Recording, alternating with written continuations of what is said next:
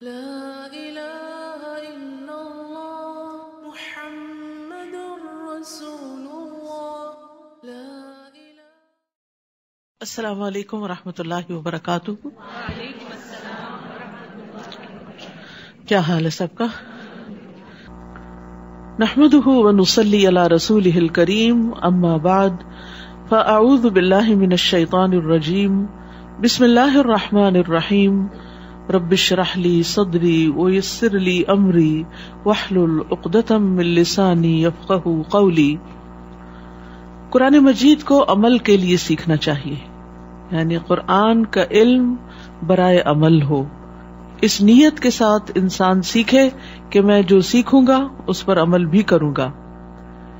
ابن قیم رحمہ اللہ کہتے ہیں، بعض سلف کا کہنا ہے کہ قرآن اس لیے اترا ہے تاکہ اس پر عمل کیا جائے، تو انہوں نے یعنی لوگوں نے اس کی تلاوت کو عمل بنا لیا، یعنی خالی تلاوت کرنا عمل سمجھتے ہیں۔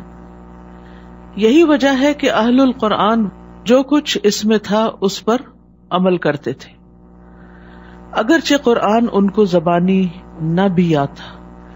یعنی اہل القرآن کون تھے؟ جنہیں قرآن حفظ نہیں بھی تھا لیکن وہ قرآن پر عمل کرنے والے تھے۔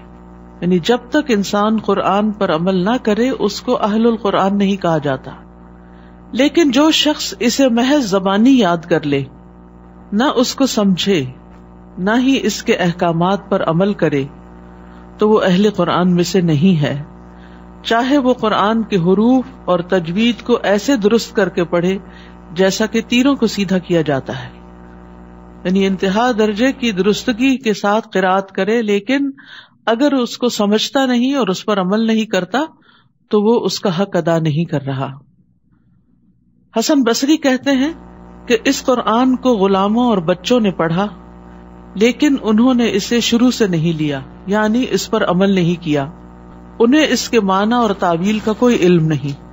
تو بچوں کو اگرچہ لفظ لفظ سمجھ نہ بھی آئے لیکن کوشش کرنی چاہیے کہ وہ جو بھی پارہ وہ پڑھیں یا سورت کوئی پڑھیں یا کوئی حصہ پڑھیں تو اس کا مفہوم ان کو معلوم ہو کہ وہ کیا پڑھ رہے ہیں، قرآن کیا کہہ رہا ہے۔ بلکہ آپ میں سے جتنے بھی لوگ ناظرہ قرآن پڑھانے والے ہیں وہ اپنے لیے لازم کر لیں کہ پڑھاتے ہوئے کچھ نہ کچھ حصہ، یعنی سارا تو ممکن نہیں ہوتا بعض اوقات کیونکہ ناظرہ کا پڑھنا بھی ایک مشکل کام ہوتا ہے، لیکن اس میں سے چاہے تو کوئی آیت سلیکٹ کر لیں، چاہے تو اوور آل خلاصہ بتا دیں، لیکن کوئی نہ کوئی کام کی یا عمل کی بات ضرور بتائیں تاکہ قرآن کا حق ادا ہو۔ قرآن کے حروف کے ساتھ ساتھ اس کی حدود کا خیال رکھا جائے۔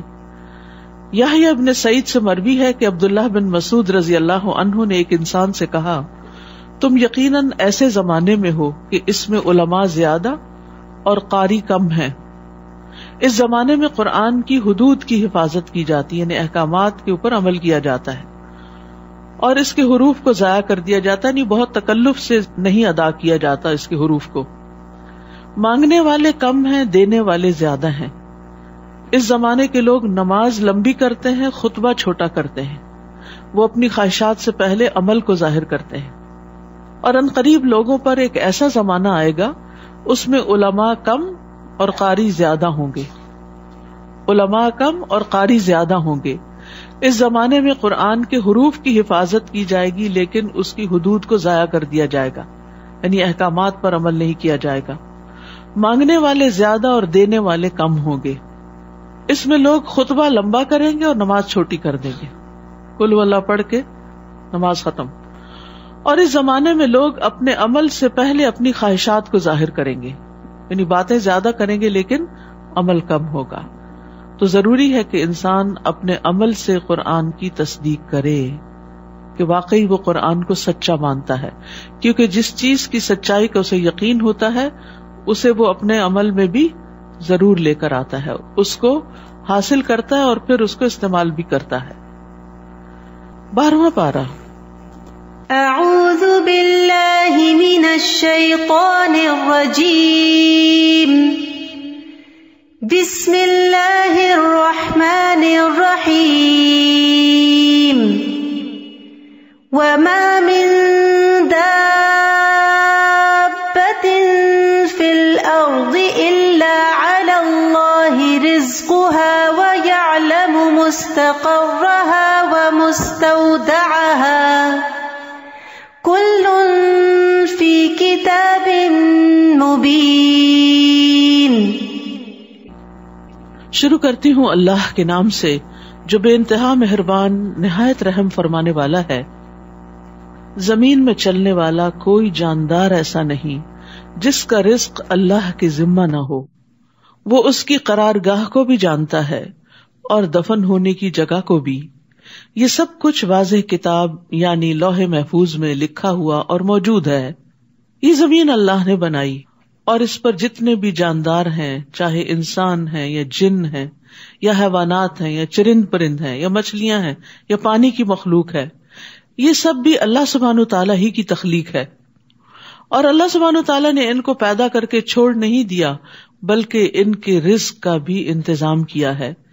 اسی لیے فرمایا زمین میں چلنے والا کوئی جاندار ایسا نہیں جس کا رزق اللہ کے ذمے نہ ہو. گویا اللہ ہی رازق ہے. اور یہ بھی یاد رکھیے کہ ہر انسان کا رزق مقرر ہو چکا ہے. نبی صلی اللہ علیہ وسلم نے فرمایا ابن آدم سے 4 چیزوں کے معاملے میں فارغ ہوا جا چکا ہے: اس کی تخلیق، اس کے اخلاق، اس کے رزق اور اس کی موت. ایک اور روایت میں آتا ہے کہ رزق سے بھاگنے والا بھی رزق پا کر رہے گا. نبی صلی اللہ علیہ وسلم نے فرمایا اگر ابن آدم اپنے رزق سے اس طرح بھاگے جس طرح موت سے بھاگتا ہے تو رزق اسے اسی طرح پالے گا جس طرح موت اسے پا لیتی ہے. یعنی یہ اللہ سبحانہ وتعالیٰ کا فضل ہے کہ اس نے اپنے بندوں کی ضروریات کا انتظام کیا ہے. اس لیے اس معاملے میں انسان کو کوشش تو کرنی چاہیے لیکن بہت پریشانی نہیں. ہاں، پریشانی اور فکر آخرت کے بارے میں ہونی چاہیے کہ کل کیا ہوگا. وَيَعْلَمُ مُسْتَقَرَّهَا، اور وہ اس کے مستقر، اس کی قرارگاہ کو بھی جانتا ہے. قرارگاہ سے مراد ماں کا رحم ہے، چاہے وہ انسان ہو یا غیر انسان، یعنی جہاں وہ ٹک کر تخلیق پاتا ہے. وَمُسْتَوْدَعَهَا، وہ جگہ جہاں مرنے کے بعد اس کو پھر زمین کے اندر سونپ دیا جاتا ہے. تو یہ دونوں چیزیں لوگوں سے چھپی ہوئی ہوتی ہیں. یعنی ماں کے پیٹ میں کیا ہے یہ انسانوں کو نہیں پتا ہوتا، اس قبر میں کون ہے، کس قسم کا رنگ ہے اس کا نہیں پتا، لیکن اللہ سبحانہ تعالیٰ کو پتا ہوتا ہے. تو وہ مستقر کو بھی جانتا ہے، وہ مستودع کو بھی جانتا ہے. اس سے اللہ سبحانہ تعالیٰ کے علم کامل کا پتا چلتا ہے کہ وہ ہر چیز کو پوری طرح جاننے والا ہے. اور یہ صرف علم اس کے پاس ہی نہیں بلکہ کل فی کتاب مبین، یہ علم لکھا ہوا بھی ہے. یعنی انسان کی تقدیر میں یا حیوانات کی قسمت میں کیا ہے یہ سب اللہ کے علم میں ہے اور اس کی کتاب میں ہے. وہی تو ہے جس نے آسمانوں اور زمین کو 6 دنوں میں پیدا کیا اور اس وقت اس کا عرش پانی پر تھا تاکہ تمہیں آزمائے کہ تم میں سے کون اچھے عمل کرتا ہے. تو تخلیق کی ابتدا اتوار کے دن ہوئی تھی، جمعے پہ ختم ہوئی، اور پھر اس کا عرش جو ہے وہ 7 آسمانوں کے اوپر ہے. 7 آسمانوں کے بعد پانی اور پانی کے اوپر اس کا عرش. تو اس نے یہ سب کچھ کیوں بنایا؟ تاکہ تمہیں آزمائے. یعنی انسان کی تخلیق کا مقصد کیا ہے؟ اس کا امتحان لینا کہ تم میں سے کون اچھے عمل کرتا ہے. اور اچھا عمل وہ ہوتا ہے جس میں نیت بھی اچھی ہو اور جس میں طریقہ بھی اچھا ہو. اچھی نیت یعنی اخلاص، اور اچھا طریقہ محمد صلی اللہ علیہ وسلم کا لقد کان لکم فی رسول اللہ اسوۃ حسنہ. اور اگر آپ انہیں کہیں کہ تم موت کے بعد اٹھائے جاؤ گے تو کافر فوراً کہنے لگتے ہیں یہ تو صریح جادو ہے، یعنی اس پر ایمان نہیں لاتے، اس کو مانتے نہیں.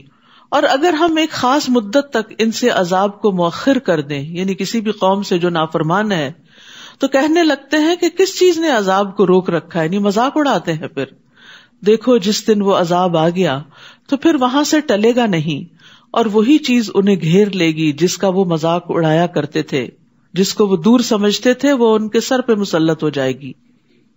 اگر ہم کسی انسان کو اپنی رحمت کا مزہ چکھائیں پھر وہ اس سے چھین لیں، یعنی اچھے حالات کے بعد تکلیف دہ حالات آ جائیں تو وہ مایوس ہو کر ناشکری کرنے لگتا ہے. یہ انسان کا حال ہے کہ میرے ساتھ ایسا کیوں ہوا، وائی می. اور اگر کوئی مصیبت آنے کے بعد ہم اسے نعمتیں عطا کریں، یعنی تکلیف دہ حالات کے بعد اچھے حالات ہوں تو کہتا ہے کہ میری تو ساری تکلیفیں دور ہو گئیں، پھر وہ اترانے اور تکبر کرنے لگتا ہے، یعنی بجائے اس کے کہ شکر ادا کرے وہ تکبر کرنے لگتا ہے. تو انسان کا حال کیا ہے کہ زیادہ تر وہ ناشکری ہی کرتا ہے، تکلیف میں بھی ناشکری اور خوشحالی میں بھی ناشکری. حالانکہ انسان کی زندگی میں دن اور رات آتے رہتے ہیں، ہر انسان کی زندگی میں.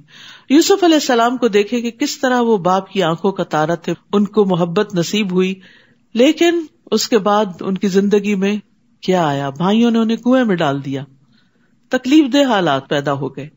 لیکن پھر اس کے بعد کیا ہوا؟ کنویں سے نکل کر عزیز مصر کے ہاں پہنچ گئے، خوشحالی آ گئی.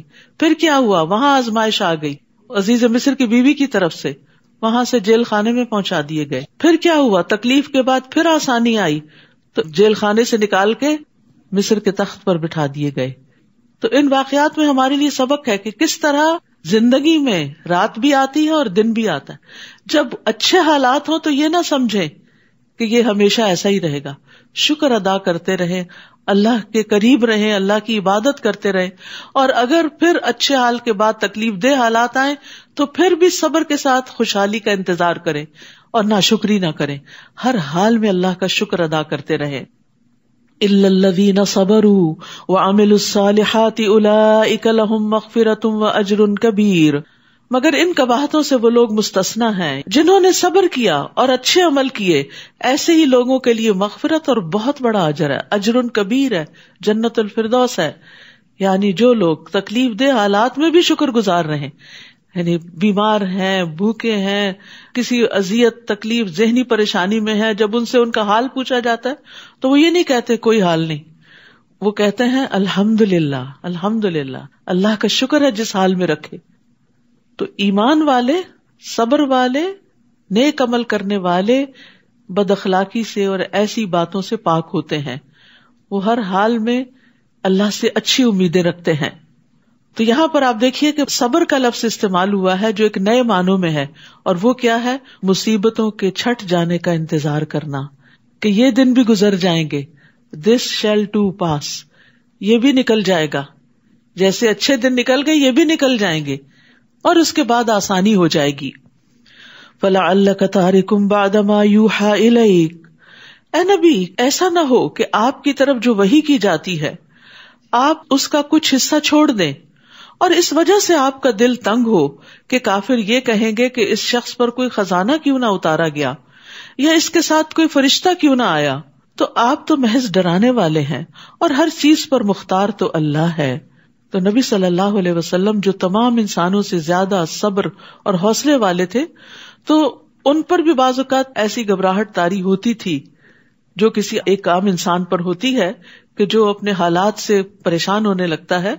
لیکن اللہ سبحانہ وتعالی آپ کو آپ کا مقام یاد دلا رہے ہیں اور آپ کو کانفیڈینس دے رہے ہیں کہ آپ فکر نہ کریں کہ آپ کے پاس مادی وسائل کی کثرت نہیں، آپ کو اللہ نے جو مقام دیا ہے اس کی بنا پر آپ اپنا کام کرتے چلے جائیں. اللہ نے آپ کو جس چیز کے لیے چنا ہے اس پر نظر رکھیں. ہمارے ساتھ بھی بعض اوقات یہ ہوتا ہے کہ ہم irrelevant چیزوں کی طرف زیادہ توجہ دینے لگتے ہیں، چونکہ ہمارے حالات ایسے ہیں، چونکہ میرے ساتھ کوئی سپورٹ نہیں ہے، میرے گھر کے حالات اچھے نہیں ہیں، تو میں دین کا کام کیسے کروں؟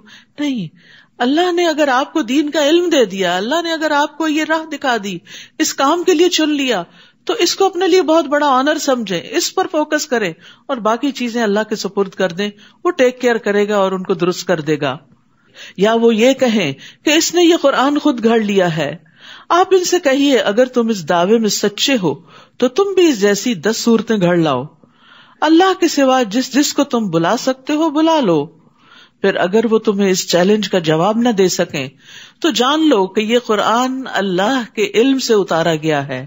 سبحان اللہ، یہ قرآن اللہ کے علم سے اتارا گیا ہے، اور یہ کہ اس کے سوا کوئی الہ نہیں. یہ قرآن کی اصل دعوت ہے کہ لوگ اس کی عبادت کی طرف آئیں. پھر کیا تم اس امر حق کے سامنے سر تسلیم خم کرتے ہو؟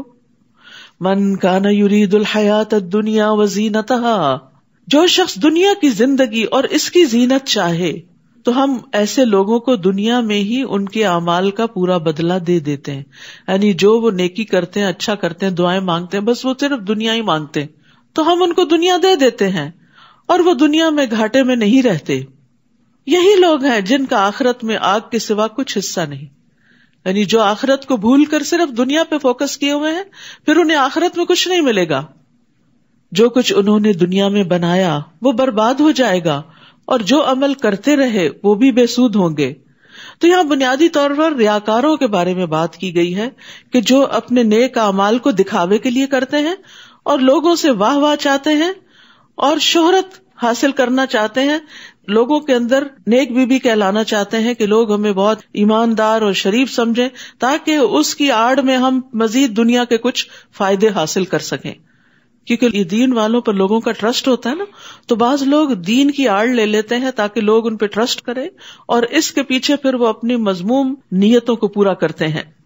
تو ایسے لوگوں کے لیے سزا بتائی گئی ہے.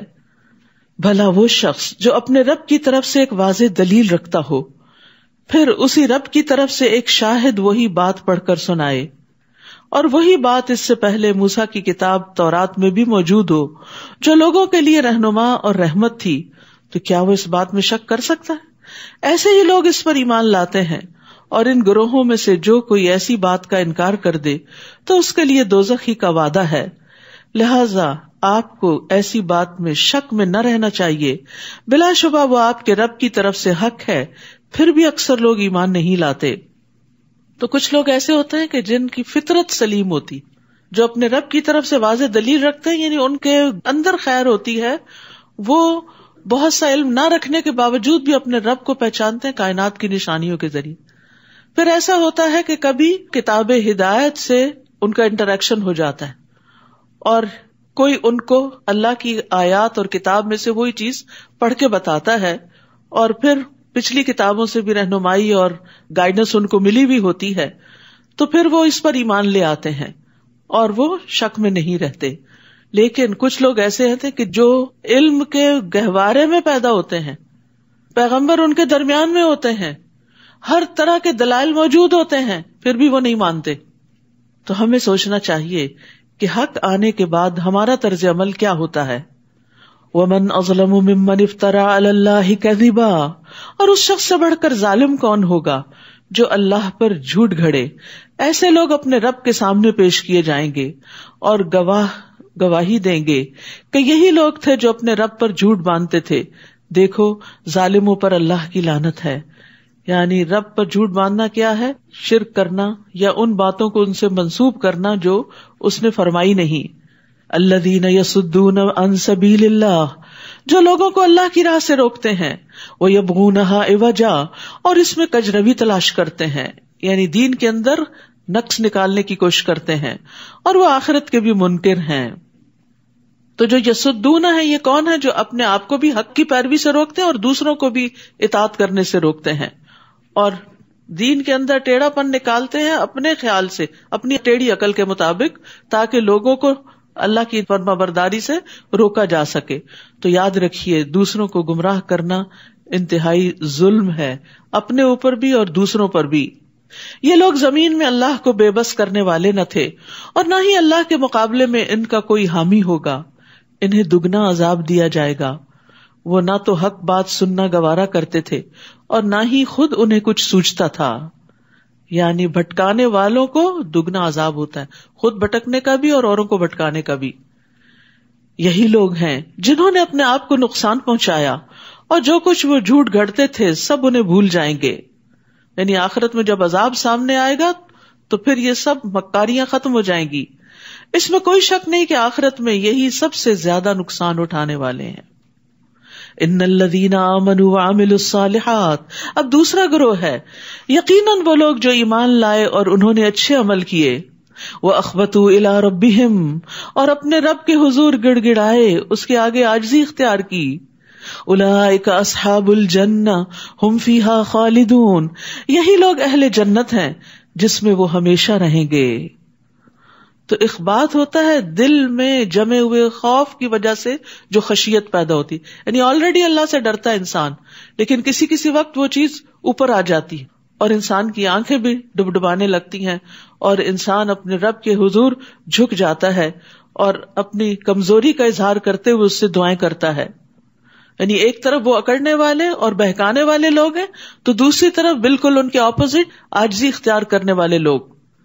مثل الفریقین کالاعمی والاصم، ان دو فریقوں کی مثال ایسی ہے جیسے ایک تو اندھا اور بہرا ہو اور دوسرا دیکھنے والا بھی ہو اور سننے والا بھی، یعنی دونوں ایک دوسرے کے اپوزٹ.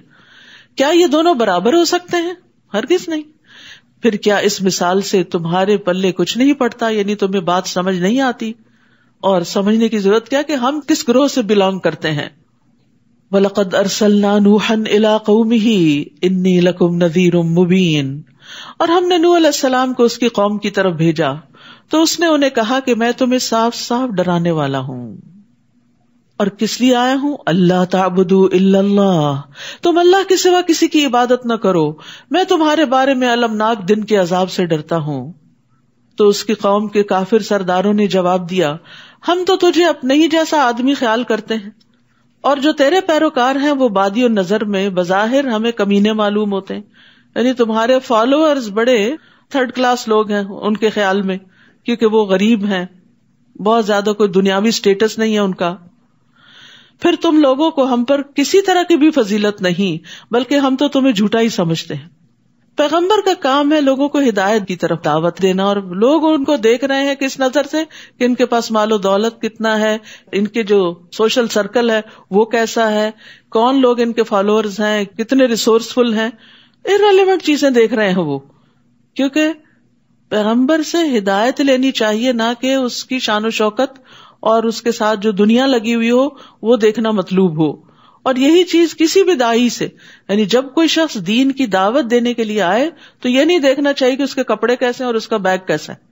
یہ دیکھنا چاہیے وہ بات کیا کر رہا ہے، کہاں سے کر رہا ہے، دلیل کیا ہے، اور وہ بات دل کو کتنی لگتی ہے. تو اس کی قوم کے کافر سرداروں نے جواب دیا، ہم تو تجھے اپنے ہی جیسا آدمی خیال کرتے ہیں. قال یا قوم ارأیتم ان کنت علی بینۃ من ربی، نوح علیہ السلام نے کہا، اے میری قوم بھلا دیکھو، اگر میں اپنے رب کی طرف سے ایک واضح دلیل پر ہوں اور اس نے مجھے اپنے ہاتھ سے رحمت یعنی نبوت بھی عطا کی ہو جو تمہیں نظر نہ آ رہی ہو، تو کیا ہم اسے زبردستی تم پہ چپکا سکتے ہیں کہ تم ضرور ایمان لاؤ، اس حال میں کہ تم اسے ناپسند کر رہے ہو؟ یعنی میرے دلائل کو دیکھو اور میرے مقام اور مرتبے کو دیکھو کہ اللہ نے نبوت عطا کی ہے. اور اے میری قوم، میں تم سے کوئی مال و دولت تو نہیں مانگتا، یعنی میں اپنا مال بڑھانے نہیں آیا. دنیا کو پار کر کے آگے دیکھنا شروع کرو. میرا اجر تو اللہ کے ذمہ ہے، اور جو لوگ ایمان لائے ہیں میں انہیں اپنے ہاتھ سے نکال نہیں سکتا. ایمان والوں کا درجہ خواہ انسانوں کی نظر میں حقیر ہی کیوں نہ ہو، لیکن اللہ کی نظر میں وہ بڑے عظیم ہوتے ہیں. بلال حبشی کا جو مقام تھا وہ قارون کا نہیں تھا. اگر قارون بے شمار خزانے رکھتا تھا لیکن اس کی دولت اس کے کسی کام نہ آئی. اور بلال رضی اللہ عنہ کو مؤذن مقرر کیا گیا، اور عمر رضی اللہ عنہ انہیں سیدنا کہہ کے پکارتے تھے، حالانکہ وہ غلامی سے آزاد کیے گئے تھے. تو یہ سٹیٹس انہیں کس نے دیا؟ دین نے دیا. تو دین انسانوں کی قدر ان کے ایمان کی وجہ سے کرتا ہے. تو کبھی بھی یہ نہ دیکھیں کہ آپ کے پاس دنیا کی دولت نہیں یا کوئی مقام نہیں یا کوئی آپ کو پوچھتا نہیں. یہ دیکھیں اللہ کی نظر میں، مالک کائنات کی نظر میں آپ کا مقام کیا ہے. ساری دنیا بھی مل کر آپ کو بڑا مان لے، اور اگر اللہ کی نگاہ میں مچھر کے پر برابر بھی کوئی مقام نہیں تو خسارہ ہی خسارہ ہے. میرا اجر تو اللہ کے ذمہ ہے، اور جو لوگ ایمان لائے ہیں میں انہیں اپنے ہاتھ سے نکال نہیں سکتا. وہ یقیناً اپنے رب سے ملنے والے ہیں، مگر میں تو دیکھتا ہوں کہ تم لوگ ہی جہالت کی باتیں کرتے ہو. یہ بھی جہالت ہے. یعنی ایسے لوگ جو دنیا کی بڑی پہچان رکھتے ہیں وہ اپنے آپ کو بڑے سمارٹ سمجھتے ہیں، لیکن اللہ کی نظر میں وہ جاہل ہیں جو حقیقت کو نہ سمجھیں کہ انجام کس کا اچھا ہے. وَيَا قَوْمِ مَن يَنصُرُنِي مِنَ اللَّهِ إِن طَرَدتُّهُمْ أَفَلَا تَذَكَّرُونَ. اور اے میری قوم، اگر میں ان لوگوں کو اپنے ہاتھ سے نکال دوں تو اللہ کے مقابلے میں میری مدد کون کرے گا؟ تم ذرا بھی غور نہیں کرتے. یعنی یہ تو اللہ کے پیارے ہیں، اگر میں نے ان کو دھتکار دیا تو میرا کیا بنے گا؟ یعنی تمہیں خوش کرتے کرتے. تو یاد رکھیے، لوگوں کی قدر ان کے دین، ایمان اور تقوی کی وجہ سے کریں، چاہے ان کا دنیاوی مقام کچھ بھی نہ ہو.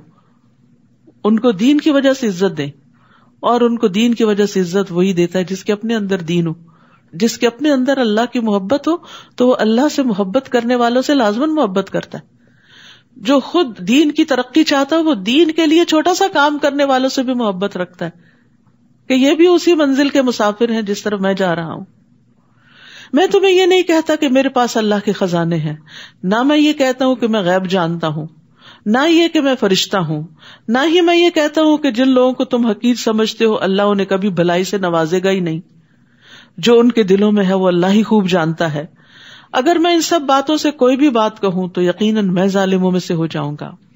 یعنی کھل کے بتا دیا کہ میرا مقصود دنیا نہیں ہے اور نہ میں دنیاوی اعتبار سے کوئی بڑا انسان بن کے تمہارے سامنے آنا چاہتا ہوں. تو داعی دین کو پوری طرح کانفیڈنٹ ہونا چاہیے کہ جو وہ پیش کر رہا ہے وہ سب سے بڑا سچ اور حق ہے، اور اس کو ان مادی اور کمزور سہاروں کی ضرورت نہیں. ایک دین کی تبلیغ کرنے والے کو اپنے اخلاق پر، ایمان پر، اپنی عبادات پر توجہ دینے کی ضرورت ہوتی ہے. یہ چیزیں اس کو اسٹرینتھن کرتی ہیں. مال و دولت سیکنڈری چیز ہے، ظاہری وسائل اور چمک دمک جو ہے یہ سیکنڈری چیز ہوتی. لیکن افسوس کے بعضوں کا دین کا کام کرنے والے بھی ظاہریت پر بہت آ جاتے ہیں، اوپر اوپر کی چیزوں کو بہت دیکھتے ہیں اور اندر سے اپنے رب کے سامنے نہیں گڑ گڑاتے، تو پھر ترقی نہیں ہوتی.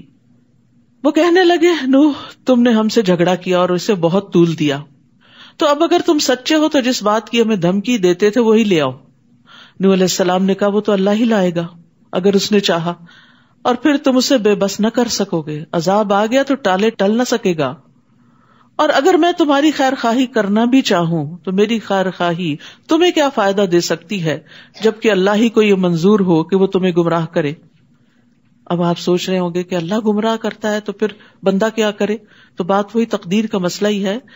جب بھی ایسا خیال ذہن میں آئے تو سوچئے اللہ ظالم نہیں کہ کسی کو ہدایت سے پکڑ کے روک دے. اللہ علیم اور حکیم ہے، اس کے ہر فیصلے میں حکمت ہے پیچھے. ہمیں نہ پتا ہو تو ہم جاہل ہیں، تو اپنی جہالت کی وجہ سے اللہ کے بارے میں غلط گمان نہ کریں. وہی تمہارا رب ہے، تم اسی کی طرف واپس جاؤ گے. اے نبی صلی اللہ علیہ وسلم، کیا کافر یہ کہتے ہیں کہ اس نے یہ قرآن خود ہی گھڑ لیا؟ آپ ان سے کہیے کہ اگر میں نے گھڑا ہے تو میرا گناہ میرے ذمہ ہے، اور جو جرم تم کر رہے ہو میں اس سے بری ذمہ ہوں، اور تم جو جرم کر رہے ہو میں ان سے بری ذمہ ہوں. اور نوح کی طرف وحی کی گئی کہ تیری قوم سے جو لوگ ایمان لا چکے اب ان کے بعد کوئی ایمان نہ لائے گا، لہٰذا ان کے کرتوتوں پر غم کرنا چھوڑ دو اور ہماری آنکھوں کے سامنے اور ہمارے حکم کے مطابق ایک کشتی بناؤ، اور ان ظالموں کے بارے میں مجھ سے گفتگو نہ کرنا، یعنی سفارش نہ کرنا، یہ سب غرق ہونے والے ہیں. نوح علیہ السلام نے کشتی بنانا شروع کی تو جب بھی اس کی قوم کے سردار وہاں سے گزرتے تو وہ اس کا تمسخر اڑاتے، مذاق اڑاتے. پیغمبروں کا مذاق اڑایا گیا، اگر کوئی ہمارا اڑا لے تو ہم کیا چیز ہیں؟ نوح علیہ السلام نے کہا اگر آج تم ہمارا مذاق اڑاتے ہو تو ہم بھی ایک دن تمہارا ایسا ہی مذاق اڑائیں گے. یاد رکھیے دین کے راستے میں اکثر انبیاء کا مذاق اڑایا گیا. اور نوح علیہ السلام کو کیا کہتے تھے؟ پہلے تو تم نے نبوت کا دعویٰ کیا اور اب تو تم کشتی بنا رہے ہو، بڑھئی بھی بن گئے ہو. یاد رکھیے سب سے زیادہ سخت آزمائشیں، ہر قسم کی آزمائشیں انبیاء پر آتی ہیں، پھر جو ان سے قریب تر لوگ ہوتے ہیں. لیکن انبیاء علیہ السلام ہمیشہ دین کے راستے میں تکلیفیں برداشت کرتے رہتے ہیں اور کبھی بھی اپنا کام نہیں چھوڑتے.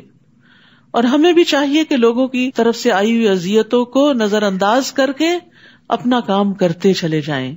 رسول اللہ صلی اللہ علیہ وسلم نے فرمایا وہ مومن جو لوگوں میں مل جل کے رہتا ہے اور ان کی اذیتوں پر صبر کرتا ہے، اجر کے لحاظ سے اس مومن سے بہتر ہے جو لوگوں میں مل جل کے نہیں رہتا اور ان کی اذیتوں پہ صبر نہیں کرتا، یعنی سب سے بائیکاٹ کر کے ایک طرف بیٹھا رہتا ہے. اس میں کوئی خیر نہیں. خیر کس میں ہے؟ لوگوں سے ملے جلے، کسی کی کوئی بات اچھی نہیں لگتی، کسی سے کوئی اسمیل آ رہی ہوتی ہے، کوئی آپ کو مس انڈرسٹینڈ کر رہا ہوتا ہے، کوئی آپ کو الزام دے رہا ہوتا ہے، کوئی آپ کے مشن کو نقصان پہنچا رہا ہے، کسی کے دھوکے اور دوغلے پن کا آپ کو اچھی طرح پتا ہوتا ہے، لیکن آپ ان کو چھوڑ نہیں دیتے. آپ خیرخواہی اور اصلاح کا کام جاری رکھتے ہیں کیونکہ آپ کو اللہ سے اجر چاہیے. ان لوگوں سے کوئی مطلب نہیں، ان سے کسی صلے کی توقع نہیں رکھنی چاہیے. تو داعی دین آخر دم تک، جیسے نبی صلی اللہ علیہ وسلم آخر دم تک لوگوں کے خیر خواہ رہے. تو کیا ہوا؟ ابو سفیان مسلمان ہو گئے، اکرمہ جو ابو جہل کے بیٹے تھے وہ مسلمان ہو گئے، ولید بن مغیرہ کے بیٹے خالد بن ولید مسلمان ہو گئے. یہ طویل صبر کے نتیجے میں کامیابیاں حاصل ہوئی تھی. تو اس لیے جو شخص دین کی طرف بلائے اسے صبر سے کام لینا چاہیے اور کام کرتے چلے جانا چاہیے, اور ہر طرح کی باتوں اور لوگوں کے مذاق اڑانے اور اذیتوں سے اوپر اٹھ جانا چاہیے, انہیں اگنور کر دینا چاہیے, اعراض برتنا چاہیے. فَسَوْفَ تَعْلَمُونَ مَن يَأْتِيهِ عَذَابٌ يُخْزِيهِ وَيَحِلُّ عَلَيْهِ عَذَابٌ مُقِيمٌ.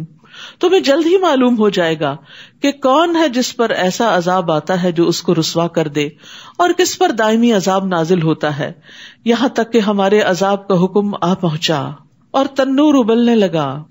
تنور سے مراد بعض مفسرین ایک خاص جگہ لی, لیکن عمومی رائے یہی ہے کہ زمین نے پانی اگلنا شروع کر دیا.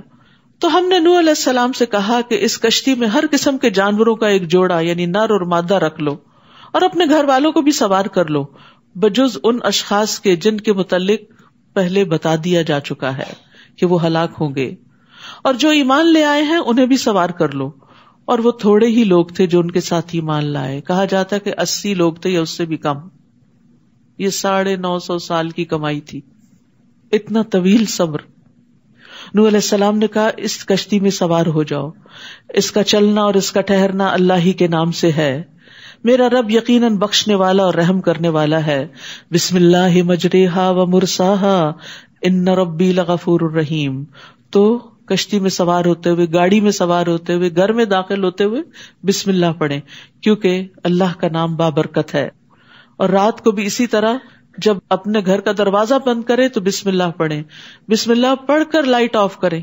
کبھی یاد رہا ہمیں اس وقت بس ٹک کر کے بند کر دیتے ہیں, بسم اللہ پڑھنا بھول جاتے ہیں. تو آج سے اپنی یہ ہیبٹ بھی انشاءاللہ بنائیں. پھر اسی طرح بسم اللہ پڑھ کر چراغ بند کرو, بسم اللہ پڑھ کر پانی کا برتن ڈھانک دو, بسم اللہ پڑھ کر اپنے برتن ڈھانک دو. یعنی رات کو برتن کھلے نہیں رہنے چاہیے, کیونکہ سال کی ایک رات میں وبا اترتی ہے آسمان سے, بیماری اترتی ہے, اور جو کھلے برتن ہوتے ہیں ان میں گھس جاتی ہے اور پھر وہاں سے بندوں کو لگ جاتی ہے. تو اس لیے ہر چیز پر بسم اللہ, یعنی جس چیز میں آپ چاہیں کہ اللہ برکت ڈالے وہاں بسم اللہ پڑھیں. اللہ کا نام لیتے ہوئے انشاءاللہ خیر اور بھلائی ہی آئے گی. وہ کشتی ان لوگوں کو لیے چلے جا رہی تھی جبکہ ایک ایک موج پہاڑ کی طرح اٹھ رہی تھی, اتنی اونچی. اس حال میں نوح علیہ السلام نے اپنے بیٹے کو پکارا جبکہ وہ ایک کنارے پہ کھڑا تھا. بیٹا ہمارے ساتھ کشتی میں سوار ہو جا اور کافروں کا ساتھ نہ دے. بیٹا بری صحبت کا شکار تھا, اس کی دوستی منکرین کے ساتھ تھی, دین کا مذاق اڑانے والوں کے ساتھ تھی, تو آخر میں بھی وہ انہی کے ساتھ تھا. اس نے کہا میں ابھی پہاڑ کی طرف جا کر پناہ لیتا ہوں جو مجھے پانی سے بچا لے گا. نوح علیہ السلام نے کہا آج اللہ کے عذاب سے بچانے والا کوئی نہیں مگر جس پر وہ خود ہی رحم کر دے, بس اللہ ہی بچا سکتا ہے. اتنے میں دونوں کے درمیان ایک لہر حائل ہو گئی جس سے وہ ڈوب کے رہ گیا. یاد رکھیے دنیاوی اسباب خواہ کتنے ہی مضبوط کیوں نہ ہو, اللہ کی پکڑ سے نہیں بچا سکتے. موت کا وقت آئے اور انسان بند قلعوں میں کیوں نہ گھس جائے, موت وہاں بھی پہنچ جائے گی. اصل پناہ اللہ کے پاس ہوتی ہے, تو انسان کو کسی بھی شر سے بچنے کے لیے اللہ کا سہارا تھامنا چاہیے, اس کی طرف رجوع کرنا چاہیے. تو بیٹے نے باپ کی بات سننے کی بجائے, ایک پیغمبر کی بات سننے کی بجائے پہاڑ کا سہارا لیا, ادھر چڑھ جاؤں گا. پھر کچھ عرصے بعد اللہ تعالیٰ کا حکم ہوا, یعنی جب یہ سب ڈوب گئے پھر کچھ عرصے کے بعد اللہ تعالیٰ کا حکم ہوا کہ اے زمین پانی نگل جاؤ. اور نگلنا کیا ہوتا ہے, یکدم. یہ نہیں تھا کہ بہت دن لگے کہ آہستہ آہستہ رس کے نیچے گیا, سب ایک دم نگل لیا اس نے. اور اے آسمان مزید پانی برسانے سے رک جا. اور آہستہ آہستہ پانی خشک ہو گیا, یعنی پانی اندر چلا گیا, زمین خشک ہو گئی. اور فیصلہ چکا دیا گیا اور کشتی جودی پہاڑ پر ٹک گئی, اور کہا گیا کہ ظالم اللہ کی رحمت سے دور ہیں. نوح علیہ السلام نے اپنے رب کو پکارا, کہا ان ابنی من اہلی, اللہ میرا بیٹا تو میرے اہل سے تھا.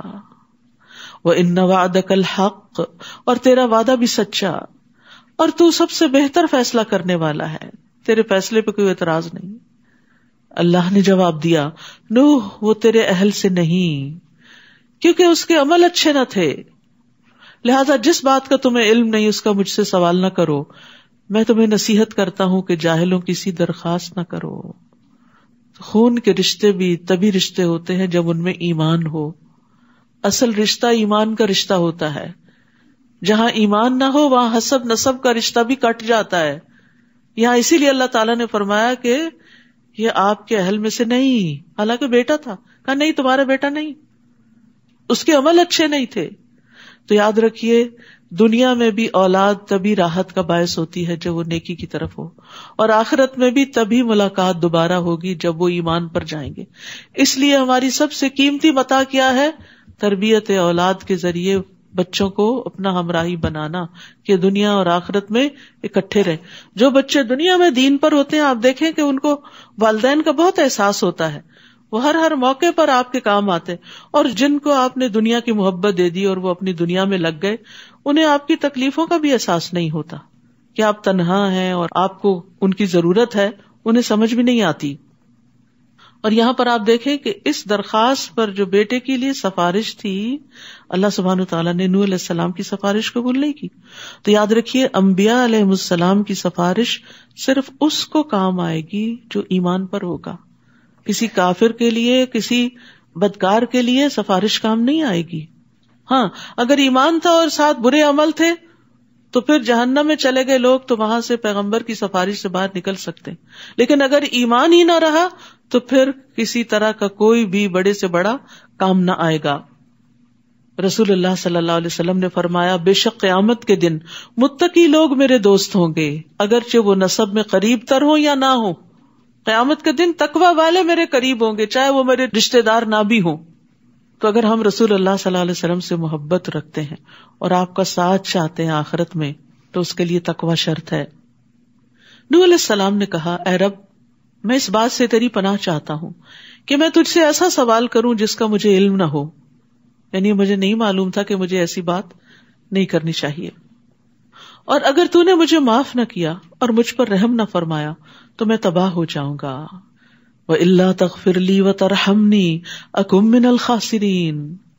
یہ ہوتے ہیں پیغمبر، کتنی جلدی رب کی بات پر فوراً توبہ کر لی کہ اللہ تعالیٰ آپ کو پسند نہیں آئی میری بات، میں اس پہ توبہ کرتا ہوں، اور اگر تو نے معاف نہ کیا اور رحم نہ کیا تو نقصان ہی نقصان ہے. حکم ہوا نوح ہماری طرف سے سلامتی اور برکتوں کے ساتھ جو تجھ پر اور ان جماعتوں پر نازل ہوئی جو تیرے ساتھ ہیں، کشتی سے اتر آؤ، اور ان کی نسل سے کچھ اور امتیں ہوں گی جنہیں ہم دنیا کا سامان دیں گے، پھر انہیں ہماری طرف سے دردناک عذاب پہنچے گا. اشارہ ہے آئندہ آنے والی اقوام، قوم عاد، قوم سمود کی طرف جو نوح علیہ السلام ہی کی اولاد سے تھی. اب دیکھیے کشتی میں زمین پر صرف ایمان والے بچے ہیں، لیکن ان ایمان والوں کی نسلوں میں سے پھر کافر پیدا ہو گئے، پھر ان کو ڈبو دیا گیا اور ایمان والے بچے، پھر ایمان والوں کی نسلوں میں پھر دوسرے لوگ پیدا ہو، پھر ان کو ختم کر دیا گیا اور ایمان والے بچے.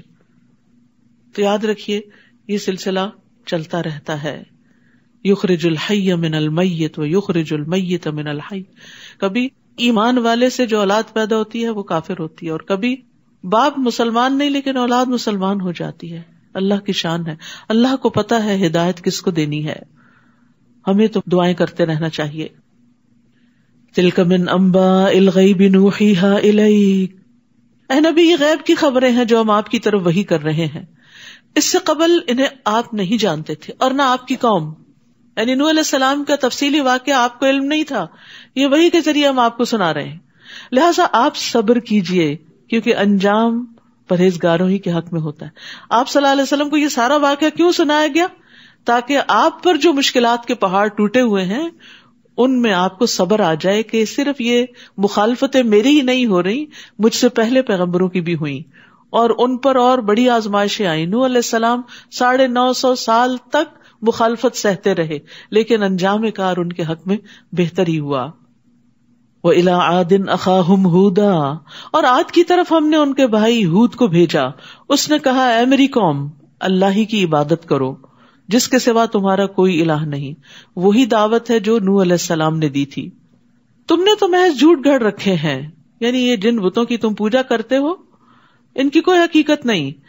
اے قوم میں تم سے کوئی صلہ نہیں مانگتا، میں دنیا نہیں اکٹھی کر رہا، میرا صلہ تو اس کے ذمہ ہے جس نے مجھے پیدا کیا. کیا تم سوچتے نہیں؟ اور اے قوم اپنے رب سے معافی مانگو، استغفار کرو، پھر اسی کے آگے توبہ کرو، یعنی گناہ چھوڑ دو. استغفار ہوتا ہے معافی طلب کرنا کہ اللہ ہمارے گناہ ڈھانپ دے، اور توبہ ہوتا ہے پلٹ آنا، گناہوں کو چھوڑ دینا. اس لیے استغفار اور توبہ جہاں ساتھ ساتھ آئے تو یہ معنی بنتا ہے. الگ الگ دونوں میں پھر توبہ کا معنی یعنی گناہ چھوڑنا اور بخشش مانگنا آ جاتا ہے. تو توبہ کرو تو کیا ہوگا؟ تم پر موسلا دھار بارش برسائے گا، رحمتیں نازل ہوں گی، اور تمہاری موجودہ قوت میں مزید قوت کا اضافہ کرے گا. تم مجرموں کی طرح منہ نہ پھیرو. تو یاد رکھیے توبہ اور استغفار نعمتوں اور برکتوں کے دروازے کھول دیتا ہے. سورۃ نوح میں بھی آتا ہے کہ نوح علیہ السلام نے اپنی قوم سے کہا تھا فَقُلْتُ اسْتَغْفِرُوا رَبَّكُمْ إِنَّهُ كَانَ غَفَّارًا، تو میں نے کہا اپنے رب سے معافی مانگ لو، یقیناً وہ ہمیشہ سے بہت معاف کرنے والا ہے. وہ تم پہ بہت برستی ہوئی بارش اتارے گا، وہ مالوں اور بیٹوں کے ساتھ تمہاری مدد کرے گا، تمہیں باغات عطا کرے گا، تمہارے لیے نہریں جاری کر دے گا. تو یاد رکھیے کہ دنیا کے معاملات میں بھی جہاں انسان کو تنگی ہو، کوئی پریشانی ہو، وہاں استغفار کرنی چاہیے تاکہ رکاوٹیں دور ہوں، رحمتیں برسیں. بعض لوگ آتے ہیں کہتے ہیں کہ بچے نہیں ہیں تو ان کو استغفار پڑھنا چاہیے، اور ہم نے استغفار کی ساری دعائیں ایک کارڈ میں جمع کر دی ہیں سہولت کے لیے کہ انسان کو بہت دماغ پہ زور نہیں دینا پڑتا، کارڈ کھولے انسان اور پڑھنا شروع کر دے. رسول اللہ صلی اللہ علیہ وسلم نے فرمایا جو آدمی یہ بات پسند کرتا ہو کہ اس کا نامہ اعمال اسے خوش کر دے، یعنی اپنی بک آف ڈیڈز دیکھے اور خوش ہوتا جائے، تو اسے چاہیے کہ استغفار کی کثرت کر دے. یعنی ہم سب چاہتے ہیں نا کہ قیامت کے دن اپنی اعمال کی کتاب دیکھیں تو دیکھ کے خوش ہو جائیں. تو وہ اس وقت ہوگی جب استغفار زیادہ ہوگا، کیونکہ استغفار سے مزید نیکیاں بھی لکھی جائیں گی اور جو گناہ ہوں گے وہ مٹا دیے جائیں گے، تو صرف اچھائیاں ہی اچھائیاں آپ کے سامنے آئیں گی. وہ کہنے لگے ہود تو ہمارے پاس کوئی صریح معجزہ تو لایا نہیں، اور محض تیری باتوں سے ہم اپنے معبودوں کو نہیں چھوڑ سکتے اور نہ ہی تجھ پر ایمان لا سکتے ہیں. ہم تو بس یہ کہتے ہیں کہ ہمارے معبودوں میں سے کسی نے تجھے کوئی تکلیف پہنچا دی ہے تو اس لیے تم ایسی باتیں کرنے لگے ہو. ہود علیہ السلام نے جواب دیا میں اللہ کو گواہ بناتا ہوں، تم بھی گواہ رہو کہ جو کچھ تم شرک کر رہے ہو میں اس سے بیزار ہوں، میرا اس سے کوئی تعلق نہیں. اللہ کو چھوڑ کر باقی تم سب مل کر میرے خلاف جو تدبیر کر سکتے ہو کرو اور مجھے مہلت بھی نہ دو. سبحان اللہ، اتنے بے خوف ہوتے ہیں پیغمبر، اتنا یقین اور ایمان ہوتا ہے انہیں اپنی سچائی پر کہ وہ لوگوں کی دھمکیوں سے ڈرتے بھی نہیں ہیں. ہم تو اللہ کے راستے میں چھوٹی سی بات بھی نہیں سن سکتے. اگر ہم نے کوئی اچھی بات کہہ دی اور ذرا کسی نے مخالفت کی تو ہم اپنا ورژن ہی بدل لیتے ہیں، ایکسکیوزز کرنے لگتے ہیں، فوراً معذرتوں پہ اتر آتے نہیں وہ غلطی سے یہ بات ہو گئی تھی. حالانکہ حکم کیا ہے؟ سچائی تو سچائی ہے، سچائی کو بیان کرنا چاہیے تاکہ لوگ مشکل سے بچیں، لیکن اس کے لیے بڑا حوصلہ چاہیے ہوتا ہے. انی توکلت علی اللہ ربی و ربکم، میں نے تو اللہ پر بھروسہ کیا جو میرا رب بھی ہے اور تمہارا بھی. کوئی جاندار ایسا نہیں جس کی چوٹی وہ نہ پکڑے ہوئے ہو، سب اس کے کنٹرول میں ہے. وہ چھوڑے گا تو ہی کوئی نقصان دے سکے گا، اور اگر وہ اذن نہ دے کسی کو نقصان دینے کو، کوئی بھی نہیں دے سکتا. کیا توکل ہے پیغمبروں کا، اسی لیے وہ اتنے بہادر ہوتے ہیں اور اسی لیے وہ ساری مخالفتوں کا مقابلہ کر لیتے ہیں. تو ہمیں بھی اللہ سے توکل مانگنا چاہیے، اور توکل ایمان کا حصہ ہے. توکل کے بغیر ایمان کمزور ہے، ضعیف ہے. ان ربی علی صراط مستقیم، میرا رب یقیناً سیدھی راہ پر ہے. پھر اگر تم اعراض کرو تو میں جو پیغام تمہیں پہنچانے کے لیے بھیجا گیا تھا تمہیں پہنچا چکا، یعنی میں نے اپنا کام کر لیا. اب میرا رب تمہارے علاوہ دوسروں کو تمہارا جانشین بنائے گا. اب تمہاری شامت کا وقت قریب آ گیا اور تم اس کا کچھ بھی بگاڑ نہ سکو گے. میرا رب یقیناً ہر چیز پر نگران ہے. پھر جب ہمارا حکم آ گیا، یعنی عذاب کا حکم، تو ہم نے ہود کو اور جو لوگ اس کے ساتھ ایمان لائے تھے انہیں اپنی مرضی سے نجات دی اور سخت عذاب سے انہیں بچا لیا. یاد رکھیے نیک اعمال کے باوجود اللہ کی رحمت ہی نجات کا باعث ہوتی. پیغمبر نے اپنا کام کر لیا لیکن نجات کیسے ہوئی؟ برحمت منا، اللہ کی رحمت سے. آپ کتنی بھی محنت کریں کسی پروجیکٹ میں، اگر کامیابی حاصل ہو جاتی ہے تو آپ سوچیے میرے رب کا فضل تھا. کیونکہ بہت دفعہ ہم کوششیں کرتے ہیں، چاہے نیک کام کی کوششیں کریں، برابر نہیں ہوتی. اللہ کا فضل ہوتا ہے، رحمت ہوتی ہے تو کام اپنے نتیجے کو پہنچتے ہیں. اور یہ قوم عاد کی اجڑی ہوئی بستیاں ہیں. ان لوگوں نے اپنے رب کی آیات کا انکار کیا اور اللہ کے رسولوں کی نافرمانی کی اور ہر جابر سرکش کے طریقے کی ہی پیروی کرتے رہے. یعنی پیغمبر کی بات چھوڑ کے اس کو ہلکا سمجھا اور سرکشوں کے پیچھے چلے رہے. آخر اس دنیا میں لعنت اس کے پیچھے لگی رہی اور قیامت کے دن بھی لگی رہے گی. دیکھو قوم عاد نے اپنے رب کا انکار کیا. دیکھو یہ عاد کے لوگ دھتکار دیے گئے جو ہود کی قوم کے لوگ تھے. تو جو اپنے رب کا انکار کرے اس کے لیے پھر ایک وقت کے بعد زندہ رہنے کا، عیش و عشرت کرنے کا کوئی حق نہیں رہتا. پھر وہ اپنے منطقی انجام کو پہنچ جاتا ہے. وَإِلَىٰ ثَمُودَ أَخَاهُمْ صَالِحًا قَالَ يَا قَوْمِ اعْبُدُوا اللَّهَ مَا لَكُم مِّنْ إِلَٰهٍ غَيْرُهُ. اور سمود کی طرف ہم نے ان کے بھائی صالح کو بھیجا. یہاں آپ دیکھ رہے ہیں کہ ہر پیغمبر کو قوم کا بھائی بتایا گیا. بھائی خیر خواہ ہوتا ہے نا، اور انہی کے اندر سے ہوتا ہے، اس لیے انہیں مانوس کرنے کے لیے پیغمبروں کو قوم کا بھائی بتایا گیا. اس نے کہا اے میری قوم اللہ ہی کی عبادت کرو. ہر پیغمبر نے یہی دعوت دی کہ لوگو اللہ کی عبادت کرو، اللہ سے جڑ جاؤ. جس کے سوا تمہارا کوئی الہ نہیں. اس نے تمہیں زمین سے پیدا کیا اور اس میں آباد کیا، لہذا اسی سے بخشش مانگو اور اسی کی طرف رجوع کرو. بلا شبہ میرا رب قریب ہے، ہر ایک کی دعا قبول کرنے والا ہے. ان ربی قریب مجیب. یہ دو صفات بھی اللہ تعالیٰ کی بڑا حوصلہ دیتی. بندوں سے اگر ہمیں کوئی کام ہو، ان سے کوئی کام نکلوانا ہو تو انتظار کرنا پڑتا ہے، ان کے پاس جانا پڑتا ہے. میسج بھی چھوڑتے ہیں تو انتظار کرنا پڑتا ہے کہ کب سنیں گے، سن بھی لیں گے تو کیا ایکشن لینے کے قابل ہوں گے یا نہیں، ہماری کوئی مدد کریں گے یا نہیں. لیکن اللہ سبحانہ تعالیٰ قریب ہے، اور مجیب کا مطلب ہے جو مانگتا ہے انسان وہ دے بھی دیتا ہے. اس کو تو صرف کن کہنا ہوتا ہے. تو اس لیے انسان کو کبھی بھی مایوس نہیں ہونا چاہیے. جب کبھی اداسی ہو، پریشانی ہو، دل پہ کوئی بوجھ ہو تو دعا مانگ کے کہا کرے ان ربی قریب مجیب. میرا رب قریب بھی ہے، مجیب بھی ہے. کیونکہ اس طرح اللہ کے ناموں کے ساتھ جب انسان اللہ کو پکارتا ہے تو اللہ کی رحمت آتی ہے. اور یاد رکھیے خاص طور پر رات کے آخری تہائی حصے میں رب بہت قریب ہوتا ہے. نبی صلی اللہ علیہ وسلم نے فرمایا بندہ تمام اوقات سے زیادہ پچھلی رات میں رب کے قریب ہوتا ہے، سحری کے وقت. بس اگر ہو سکے تم سے تو اس گھڑی میں اللہ کو یاد کرنے والوں میں سے بن جاؤ تو ضرور بن جاؤ. یعنی اپنے اوپر لازم کر لو کہ رات کی آخری تہائی حصے میں اس کو پکارو. وہ کہنے لگے صالح اس سے پہلے تو ہماری امیدوں کا سہارا تھا، تم تو بڑے بریلینٹ انسان تھے. کیا تو ہمیں ان معبودوں کی عبادت کرنے سے روکتا ہے؟ یہ تم کس کام میں لگ گئے ہو؟ جو قوم کا طریقہ ہے اس کے خلاف چل پڑے ہو. کیا تم ہمیں ان معبودوں کی عبادت سے روکتے ہو جنہیں ہمارے آباء و اجداد پوچھ رہے ہیں؟ بس دلیل کیا تھی؟ پہلے سے ہوتا آیا.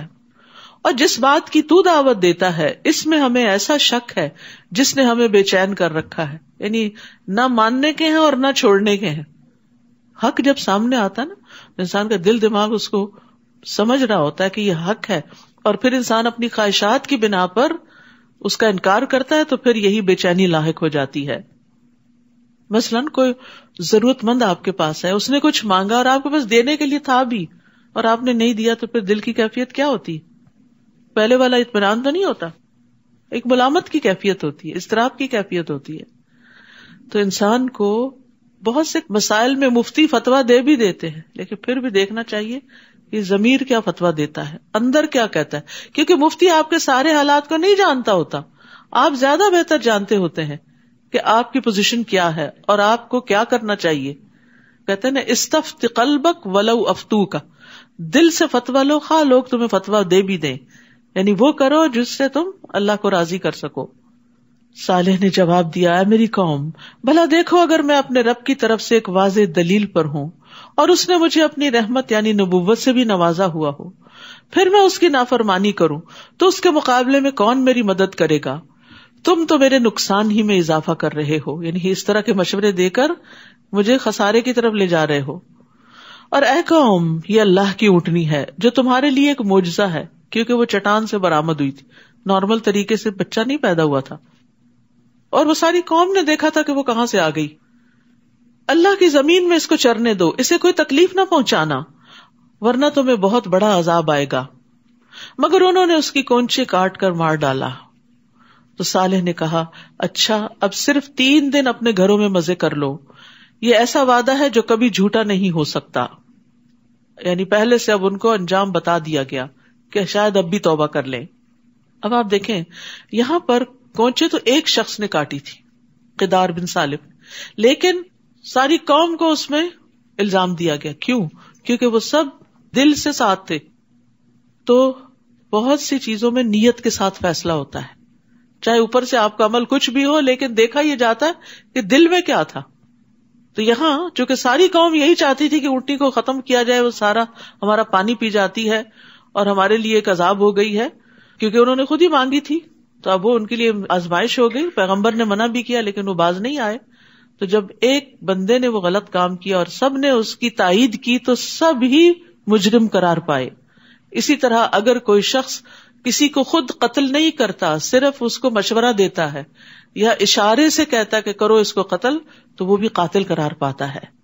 تو بعض کام ایسے ہوتے ہیں کہ جس میں انسان کو نہ دل سے ساتھ دینا چاہیے، نہ زبان سے، نہ اشارے سے. اور ظلم کا ساتھ تو کبھی نہیں دینا چاہیے. بعض اوقات ایسا ہوتا ہے گھروں کے اندر ہی ظلم ہو رہا ہوتا ہے، اور چونکہ آپ کچھ خاص لوگوں کے ساتھ فیورٹزم کر رہے ہوتے ہیں اور آپ ان کی غلط باتوں کو بھی جسٹیفائی کرتے ہیں، صحیح قرار دیتے ہیں، تو اس میں اگر مظلوم کی حمایت نہیں کر سکتے اور ظالم کو برا نہیں کہہ سکتے تو کم از کم ساتھ نہ دیں، خاموشی اختیار کریں اور دل سے تو برا جانیں، کیونکہ برائی کو دل سے برا جاننا ایمان کا سب سے آخری درجہ ہے.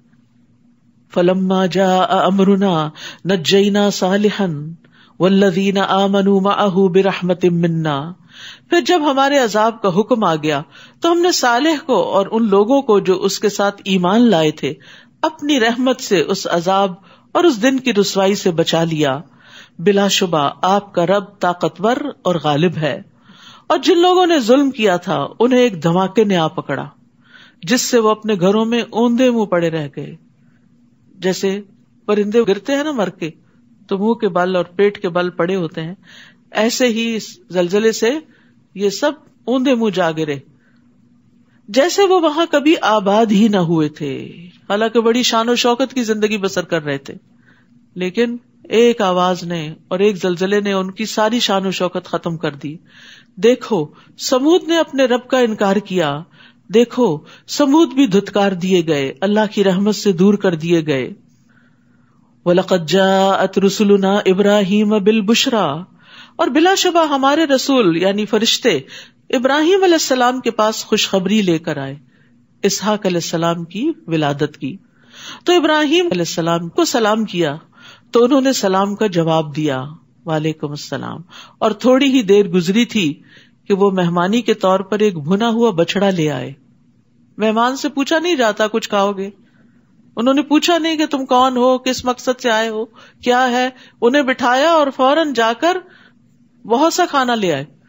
یعنی بعض اوقات ایسا ہوتا ہے نا کہ ہم صرف کپ میں ایک چیز بنا کے کسی کو پیش کر رہے ہوتے ہیں، ٹھیک ہے کبھی ایسا بھی ہوتا ہے، لیکن اگر مہمان دور سے آئے ہوں، اجنبی ہوں، تو کھانے پر ان کا حق ہوتا ہے اور کھانے میں زیادہ کھانے کا حیثیت کے مطابق اہتمام کرنا چاہیے. سب سے پہلے مہمان نواز جو بہترین مہمان نواز تھے جن کی قرآن میں بھی تعریف کی گئی وہ ابراہیم علیہ السلام تھے.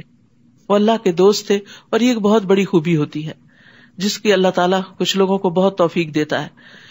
تو یہاں پر انہوں نے فوراً مہمان نوازی کی، لیکن اس مہمان نوازی میں تکلفات سے بچنا چاہیے کیونکہ وہ مہمان پر بھاری گزرتی ہیں. یعنی چاہے ایک بچڑا ہی تھا زیادہ اچھا تھا، اچھی چیز پیش کی، بہت زیادہ نہیں، چھوٹی موٹی چیزیں پیش کی جو تکلفات میں آ جاتی ہیں، یہ بھی ہو یہ بھی ہو یہ بھی، اپنا بھی کام بڑھتا ہے دوسرے کا بھی بڑھتا ہے، دوسرے کا بھی پیٹ خراب ہوتا ہے. تو اس لیے مہمانداری کے بھی کچھ اسلامی اصول تقاضے ہمیں معلوم ہونے چاہیے کہ جس سے ہم مہمان کی خدمت کرتے ہوئے خوشی محسوس کریں، نہ کہ ایک بوجھ. نبی صلی اللہ علیہ وسلم نے فرمایا ابراہیم علیہ السلام پہلے شخص ہیں جنہوں نے اہتمام سے مہمانوں کی مہمان نوازی کی. مہمان نوازی ایمان کا حصہ ہے. رسول اللہ صلی اللہ علیہ وسلم نے فرمایا جو شخص اللہ اور آخرت کے دن پر ایمان رکھتا ہے اسے چاہیے کہ اپنے مہمان کی عزت کرے. خوب خدمت اور خاطر مدارت ایک دن اور رات ہے. مہمانی 3 دن ہوتی ہے، اس کے بعد جو کیا جائے وہ صدقہ ہے. یعنی کہ وہ کوئی فقیر مسکین انسان ہے کہ صدقے کا کانسیپٹ بڑا وسیع ہے ہمارے دین میں کہ نیکی کے جس بھی کام میں آپ لگاتے ہیں، چاہے مہمان کو کھلاتے ہیں اللہ کی رضا کے لیے، تو وہ بھی صدقہ شمار ہو جاتا ہے. وَإِنَّ لِزَوْرِكَ عَلَيْكَ حق، تم سے ملنے آنے والے مہمان کا بھی تم پر حق ہے. آپ نے فرمایا اس شخص میں کوئی خیر نہیں جو مہمان نوازی نہیں کرتا. نبی صلی اللہ علیہ وسلم نے یہ بھی فرمایا کوئی آدمی مہمان کے لیے اپنی استطاعت سے بڑھ کر تکلف نہ کرے، یہ نہ ہو کہ قرضہ لے کر مہمان نوازی کرتا پھرے. انس رضی اللہ عنہ کہتے ہیں ہم عمر رضی اللہ عنہ کے پاس تھے تو آپ نے فرمایا ہمیں تکلف اختیار کرنے سے منع کیا گیا ہے، جیسے قرآن مجید میں آتا ہے وما انا من المتکلفین. فلما رأى ایدیہم لا تصل الیہ نکرہم، پھر جب دیکھا کہ ان مہمانوں کے ہاتھ کھانے کی طرف نہیں بڑھتے تو انہیں مشتبہ سمجھا کہ یہ تو کوئی مشکوک معاملہ ہے، لگتا ہے اچھے ارادے سے نہیں آئے. کیونکہ جو مہمان پانی نہ پیے، کھانا نہ کھائے اور مہمانی قبول کرنے سے انکار کر دے، پھر وہ اچھے ارادے سے تو نہیں آیا ہوتا. تو یہی شک ان کو بھی پڑا اور دل میں خوف محسوس کرنے لگے کہ کیا ماجرا ہے، کچھ کھا نہیں رہے. تو یہ صورتحال دیکھ کر کہنے لگے، یعنی وہ کہنے لگے فرشتے ڈرو نہیں، ہم لوط کی قوم کی طرف بھیجے گئے ہیں، ہم ایک مشن پر آئے ہیں اور راستے میں تمہیں بھی خوشخبری دینے کے لیے. اور ابراہیم کی بیوی جو پاس کھڑی تھی، یعنی وہ بھی مہمانداری میں شوہر کی مدد کر رہی تھی، ہنس دی تو ہم نے اسے اسحاق کی خوشخبری دی اور اسحاق کے بعد یعقوب کی بھی. یعنی وہ ٹینشن ختم ہوئی کیونکہ برے ارادے سے نہیں آئے، تو جب انہوں نے بتایا کہ نہیں ہم کہیں اور جانے والے ہیں تو وہ ریلیکس ہو گئی اور اس کے ساتھ ہی انہیں بچے کی خوشخبری دی.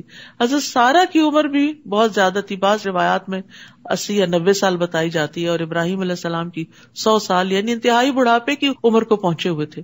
یہ بھی اللہ کا بڑا فضل ہوتا ہے. کچھ لوگ انتہائی بڑھاپے کی عمر کو پہنچ کر بھی کھڑے ہو کے نمازیں پڑھتے. ابھی آج ہی مجھے کوئی بتا رہا تھا کہ وہ ہماری ایک بہن کی والدہ ہیں، 100 سال کے قریب ان کی عمر ہے اور وہ مغرب کی نماز کل انہوں نے کھڑے ہو کے پڑھی ہے، اور ہم جوان لوگ بیٹھ کے نمازیں پڑھ رہے ہوتے ہیں. یہ اللہ کی توفیق ہوتی ہے جس کو وہ دے، اور یہ توفیق مانگا کرے، رو کے مانگا کرے. ہم رو کے صرف دنیا مانگتے ہیں، ہم رو کے اچھی عبادت کی توفیق مانگا کرے. ربی اعنی علی ذکرک و شکرک و حسن عبادتک.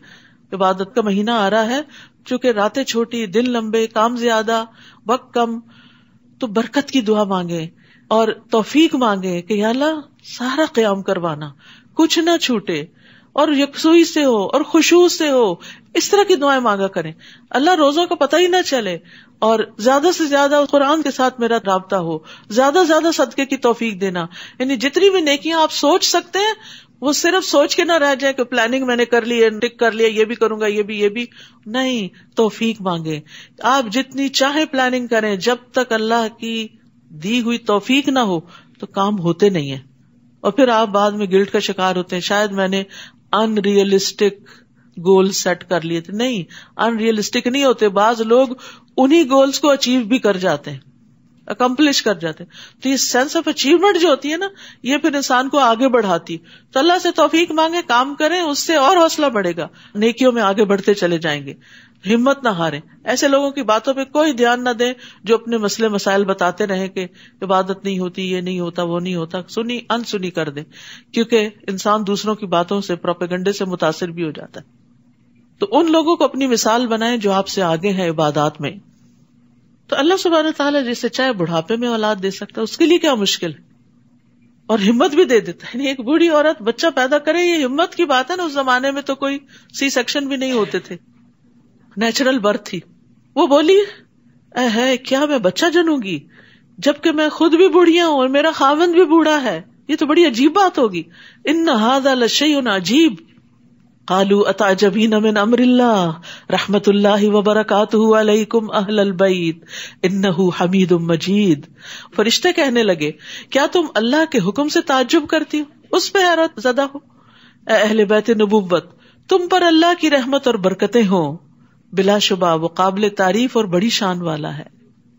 پھر جب ابراہیم علیہ السلام سے خوف دور ہو گیا اور اسے خوشخبری مل گئی تو وہ قوم لوط کے بارے میں ہم سے جھگڑنے لگے. اللہ اکبر، کس درجے کی خیر خواہی تھی اور کیسا غم تھا لوگوں کا ابراہیم علیہ السلام کے دل میں. بیک وقت دو طرح کی خبریں ہیں، ایک اچھی خبر ہے، ایک بری خبر ہے. ابراہیم علیہ السلام اچھی خبر کو اچھے طریقے سے قبول کر کے پھر دوسری بات کی فکر کرنے لگتے ہیں. ہم ہوں ایسے موقع پر تو کیا کریں؟ لوگ جائیں جہنم میں، ہمیں تو اس وقت اپنی پارٹی کرنی چاہیے، بہت بڑی خوشی کی خبر ملی ہے. نہیں، انسانوں کے اوپر آنے والی تکلیف کا احساس کر کے اللہ تعالیٰ سے جھگڑ رہے ہیں. یجادلنا فی قوم لوط، جھگڑا کیا تھا؟ اللہ نہیں، عذاب نہیں دینا، ان کو اور مہلت دے، ان کو ہدایت دے. ان ابراہیم لحلیم اواہ منیب، بلا شبہ ابراہیم بڑے بردبار، نرم دل اور رجوع کرنے والے تھے، ہر چیز میں اللہ کی طرف پلٹتے تھے. کیسی خیر خواہی! ایسے لوگوں کو اللہ چن لیتا ہے. وہ اپنے مخالفین کے لیے، منکرین کے لیے بد دعائیں نہیں کرتے، وہ ان کے لیے آخری وقت تک خیر ہی چاہتے ہیں. تو حلیم وہ شخص ہوتا ہے جو غصہ نہیں کرتا اور دوسرے کے قصور پہ اس کو پکڑتا نہیں. اگر کسی سے غلطی ہو تو ہم اس کو ایک دفعہ تو کال کر کے بتانا ہی چاہتے ہیں کہ تم نے غلط کیا، پیچھے ہی پڑ جاتے اور پھر دلیلیں مانگتے ہیں، دلیل دیں، ان کو بتائیں تاکہ یہ اپنی غلطی سے باز آئیں. بہت دفعہ صرف آپ کا اچھا رویہ دوسرے کو سوچنے پہ مجبور کر دیتا ہے، جو بہت مضبوط دلیل سے آپ نہیں سوچوا سکتے دوسرے کو.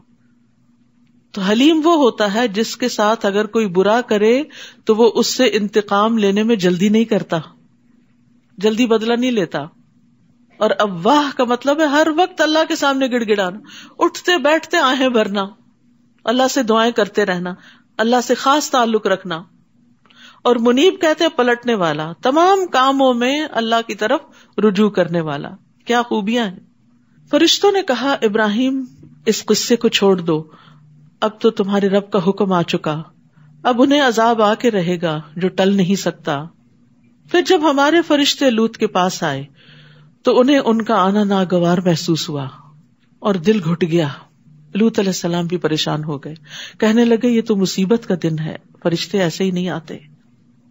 اور اس کی قوم کے لوگ دوڑتے ہوئے ان کے ہاں آ گئے، کیونکہ فرشتے نوجوانوں کی شکل میں تھے جن سے وہ بدکاری کرنا چاہتے تھے. وہ پہلے سے ہی بدکاری کیا کرتے تھے. لوط علیہ السلام نے انہیں کہا اے میری قوم، یہ میری بیٹیاں ہیں، یعنی قوم کی بیٹیاں جو تمہارے لیے پاکیزہ تر ہیں، ان سے نکاح کر لو، ان سے اپنی خواہش پوری کر لو، لہٰذا اللہ سے ڈرو اور مجھے میرے مہمانوں میں رسوا نہ کرو. ابراہیم علیہ السلام کی مہمانداری اور طرح تھی اور لوط علیہ السلام کی اور طرح. تو مہمانی کا ایک حق یہ بھی ہے کہ مہمان کو ہر طرح کی تکلیف سے بچایا جائے، اسے پریشانی سے بچایا جائے. کیا تم میں کوئی بھی بھلا مانس نہیں؟ الیس منکم رجل الرشید، یعنی کوئی ایسا انسان نہیں جو لوگوں کو نیکی کا حکم دے اور برائی سے روکے، میرا مددگار بنے اس میں. یاد رکھیے ان کی قوم میں سے کوئی ایک مرد بھی ان کے ساتھ ایمان نہیں لایا تھا، بیوی بھی نہیں، صرف 2 بیٹیاں تھیں ان کے ساتھ جو مومن تھی. تو کبھی ایسا بھی ہوتا ہے کہ آپ خیر خواہی اور تڑپ تڑپ کے کوششیں کر رہے ہوتے ہیں لیکن آپ کی بات تھرو نہیں ہوتی، لوگ مانتے نہیں اس کو، اور آپ سوچتے ہیں شاید میرے ہی اندر کوئی غلطی ہے. نہیں، بعض اوقات کچھ لوگوں کے دل سخت ہوتے ہیں اور وہ اپنی خواہشات میں اندھے ہوتے ہیں. اس قوم کا یہی حال تھا. جن لوگوں کو خواہشات کی محبت اندھا کر دے وہ ہدایت نہیں پا سکتے، کیونکہ ان کی آنکھوں پہ پردہ پڑا ہوا ہوتا ہے. ان کو صرف اپنی خواہش نفس پوری کرنے سے مطلب ہوتا ہے، وہ حلال سے ہو، وہ حرام سے ہو، جائز سے ہو، ناجائز سے ہو، انہیں اس سے کوئی غرض نہیں دین کیا کہتا ہے، اللہ کا حکم کیا ہے، رسول کا حکم کیا ہے. وہ کہنے لگے تم تو یہ جانتے ہو کہ تمہاری بیٹیوں سے ہمیں کوئی دلچسپی نہیں، یعنی عورتوں کی طرف ہمارا کوئی رجحان نہیں، اور یہ بھی جانتے ہو کہ ہم کیا چاہتے ہیں، ہم تو صرف مردوں سے ہی لذت حاصل کرنا چاہتے ہیں. تو یہ عمل قوم لوط جو تھا یہ اس قوم کی تباہی کا باعث بنا. رسول اللہ صلی اللہ علیہ وسلم نے فرمایا بے شک مجھے اپنی امت میں سے سب سے زیادہ جس چیز کا اندیشہ ہے وہ قوم لوط کا عمل ہے، کہ ان کے اندر بھی یہ خرابی نہ آ جائے.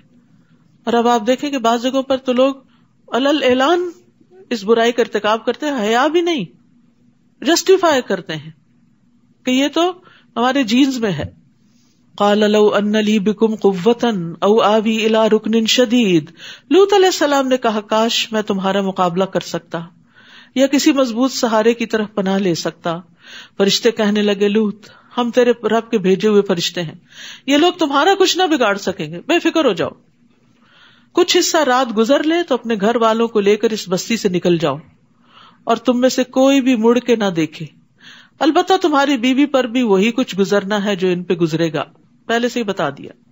ان پر عذاب کے لیے صبح کا وقت مقرر ہے جب یہ غفلت کی نیند سو رہے ہوں گے. بہت سے لوگ ساری ساری رات جاگتے ہیں برے کام کرنے کے لیے, فجر قریب ہوتی تو سو جاتے ہیں. اس قوم کو بھی شاید یہی حال تھا. تو عین اس غفلت کے وقت پھر انہیں دھر لیا گیا. اور صبح ہونے میں اب دیری کتنی ہے, بس گھڑیاں گن رہے تھے کہ کتنی دیر باقی ہے کہ جب عذاب آئے, کیونکہ فرشتے اپنی مرضی سے کوئی ایکشن نہیں لیتے. جو وقت انہیں بتایا جاتا ہے, جو کام انہیں بتایا جاتا ہے, وہ ہو بہو بس وہی کرتے ہیں. پھر جب ہمارا حکم آ گیا تو ہم نے اس بستی کے اوپر کے حصے کو نچلا بنا دیا. جبریل علیہ السلام آئے, پر کی ایک نوک سے پوری بستی کو اوپر اٹھا لیا, بہت اوپر لے گئے اور اوپر سے واپس پٹکا الٹا کر کے, اور نیچے کی زمین ان کے سروں پہ آ پڑی اور اسی کے اندر دب گئے. پھر ان پر کھنگر کی قسم کے تہ بر تہ پتھر برسائے, سمجھے جیسے کوئی کلاشنکوف کھل جائے اور گولیوں پہ گولیاں برسے. مصومۃ عند ربک وما ہی من الظالمین ببعید, جو تیرے رب کے ہاں نشان زدہ تھے کہ کس کو کون سا پتھر لگے گا, اور یہ خطہ ظالموں سے کچھ بھی دور نہیں. یعنی مکہ والوں سے کوئی بہت دور نہیں. اپنے سفروں میں یہ ڈیڈ سی کے آس پاس اس ویرانی کو دیکھتے ہیں جو قوم لوط کا علاقہ تھا. یعنی یہ ان کی نگاہیں دیکھتی ہیں کہ اللہ کے نافرمانوں کا انجام کیسے ہوا, تو اگر یہ باز نہیں آئے تو ان کی بھی شامت آ سکتی ہے. یہ سارے واقعات دراصل مکہ والوں کو سنائے جا رہے تھے کہ پچھلی قوموں کے واقعات سے عبرت حاصل کرو, اور نبی صلی اللہ علیہ وسلم کو سنائے جا رہے تھے کہ آپ ان پیغمبروں کی کامیابی کو دیکھ کر صبر کریں, مشکل وقت گزر جائے گا, بالآخر اللہ کی مدد آپ ہی کے ساتھ ہے. وَإِلَىٰ مَدْيَنَ أَخَاهُمْ شُعَيْبًا قَالَ يَا قَوْمِ اعْبُدُوا اللَّهَ مَا لَكُم مِّنْ إِلَٰهٍ غَيْرُهُ, اور مدین کی طرف ہم نے ان کے بھائی شعیب علیہ السلام کو بھیجا. انہوں نے بھی یہی کہا, اے میری قوم اللہ ہی کی عبادت کرو جس کے سوا کوئی الہ نہیں. اب آپ دیکھ رہے ہیں ہر پیغمبر نے آ کر لوگوں کو کس چیز کی دعوت دی؟ ایک اللہ کی عبادت. اور اللہ نے ہم سب کو بھی اسی لیے پیدا کیا. وما خلقت الجن والانس الا لیعبدون, سارے جنوں اور انسانوں کو میں نے اپنی عبادت کے لیے ہی پیدا کیا ہے. تو اس لیے ہمیں زندگی میں سب سے اہم چیز جو ہونی چاہیے وہ اپنی عبادت ہونی چاہیے. اس کے بعد باقی چیزیں اس کے اندر, پرائرٹی عبادت ہونی چاہیے. کہیں جا رہے ہیں, کوئی کام ہے, پہلے دیکھیں نماز کا وقت کون سا ہے, اور پھر نماز آتی بھی ہے کہ نہیں, اس کی حدود, شرائط, فرائض وہ سب بھی پتہ ہے یا نہیں. کہیں سفر پر ہیں تو قبلہ کہاں سے دیکھیں گے, کتنی نماز پڑھنی ہے, قصر کیا ہوتی ہے, کتنی دور پہ قصر ہوتی ہے, کب تک قصر ہوتی ہے, یہ ساری باتیں معلوم ہونی چاہیے. روزہ رکھ رہے ہیں تو سارے احکام معلوم ہونے چاہیے. حج کرنے جا رہے ہیں تو مناسک سیکھ کے جانے چاہیے. زکوٰۃ دے رہے ہیں تو پتہ ہونا چاہیے کتنے مال پہ زکوٰۃ ہے اور کس کس کو دینی ہے. یہ باتیں ہمارے عوام الناس کو بھی جو فارمل شکل کی عبادات ہیں ان کے بارے میں نہیں پتا. پھر انسانوں کے حقوق تو ایک لمبا قصہ ہے. صرف اپنا حق پتا ہے ہمارے ساتھ کون کون زیادتی کرتا ہے, اور اسی کا رونا روتے رہتے ہیں, اور ہم دوسرے کا حق کہاں نہیں دیتے اس کی فکر نہیں کرتے. جبکہ ہم سے یہ نہیں پوچھا جائے گا کہ تمہیں کون سا حق نہیں ملا, ہم سے یہ پوچھا جائے گا کہ تم نے کیا کیا, اور دوسرے کی زیادتی دوسرے سے اس کا سوال اور حساب ہوگا. اسی طرح عبادت کے حکم کے علاوہ پیغمبروں نے اپنی قوم کو جو ان کے اندر خاص قسم کی اخلاقی برائیاں یا خرابیاں تھیں ان کی اصلاح کی طرف بھی متوجہ کیا. جیسے شعیب علیہ السلام نے اپنی قوم سے کہا, اور ناپ اور تول میں کمی نہ کرو, میں تمہیں خوشحال دیکھ رہا ہوں. بزنس کمیونٹی تھی, اور مجھے ڈر ہے کہ تم پر ایسا عذاب آئے گا جو تمہیں ہر طرف سے گھیر لے گا. تو ایک عبادت اور دوسرے دنیاوی معاملات میں فیئر ڈیلنگ. اور اے قوم, ناپ اور تول کو انصاف کے ساتھ پورا کیا کرو, اور لوگوں کو ان کی اشیاء کم نہ دیا کرو, نہ تول کے کم نہ گن کے کم, اور زمین میں فساد نہ پھیلاتے پھرو. فساد پھیلتا ہے ظلم سے, جب کسی صاحب حق کو اس کا حق نہیں ملتا. تو جب ناپ تول میں کمی کرو گے, جن کے حق میں کمی ہو رہی ہے وہ پھر جوابی انتقامی کاروائیاں کریں گے اور لڑائی جھگڑے فساد شروع ہوں گے. تمہارے لیے اللہ کی دی ہوئی بچت ہی بہتر ہے, یعنی ایک جینوئن پروفٹ جو ہے وہی کافی ہے اگر تم مومن ہو, اور میں تم پر کوئی محافظ تو نہیں. اس سے پتہ چلتا ہے کہ کسی بھی تجارت کے کام میں ایسا نفع حاصل کرنا کہ جو حق نہ بنتا ہو درست نہیں. یعنی اللہ نے جو مال تمہارے لیے انصاف کے ساتھ حقوق ادا کرنے کے بعد باقی چھوڑا ہے وہ تمہارے لیے بہتر ہے, بابرکت ہوگا چاہے تھوڑا بھی ہوگا, بجائے اس کے کہ تم کسی پر ظلم کر کے ناحق مال حاصل کرو. لیکن انسان مال کی محبت میں ایسے گرفتار ہے کہ اس کو جب مال ملتا ہے تو وہ نہیں سوچتا کہ یہ جائز طریقے سے آیا ہے یا ناجائز طریقے سے. قیامت کے دن بھی ابن آدم سے جو سوال کیے جائیں گے ان میں سے ایک سوال یہ کہ مال کہاں سے آیا، انکم کا سورس کیا تھا اور خرچ کہاں کیا. ایک آڈٹ تو دنیا میں ہوتا ہے نا، اور ایک وہاں بھی ہونے والا ہے. نبی صلی اللہ علیہ وسلم نے فرمایا ابن آدم دو چیزوں کو ناپسند کرتا ہے، موت کو، حالانکہ وہ مومن کے لیے فتنوں سے بہتر ہے، اور مال کی قلت کو، یعنی تھوڑا مال ہو تو راضی نہیں ہوتا، حالانکہ مال کی قلت حساب کتاب میں کمی کا باعث ہے. تھوڑا ہے تو حساب کتاب بھی کم ہے، لیکن ہم ہمیشہ تھوڑے پہ پریشان ہی ہوتے ہیں. اسی لیے ایک روایت میں آتا ہے کہ جو غریب لوگ ہوں گے وہ جنت میں 500 سال نصف دن پہلے چلے جائیں گے، ان کا حساب کتاب ہی نہیں. جن کے پاس جتنا زیادہ اتنا حساب کتاب زیادہ.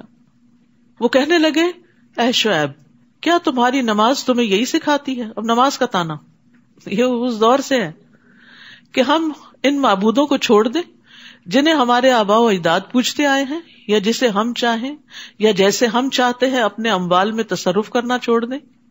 یعنی تم کہتے ہو ایک اللہ کی عبادت کرو تو ہمارے معبودوں کا پھر کیا ہوگا؟ تم کہتے ہو کہ مال میں دھوکہ دہی نہ کرو اور فیئر ڈیلنگ کرو، پھر ہمارا نفع کہاں ہوگا؟ تم تو بڑے بردبار اور بھلے مانس آدمی تھے، تم تو بڑے اچھے ویل ایجوکیٹڈ اور ایک نوبل پرسن تھے، تمہیں کیا ہو گیا مولوی بن گئے اور اس طرح کی نصیحتیں کرنے لگے ہو؟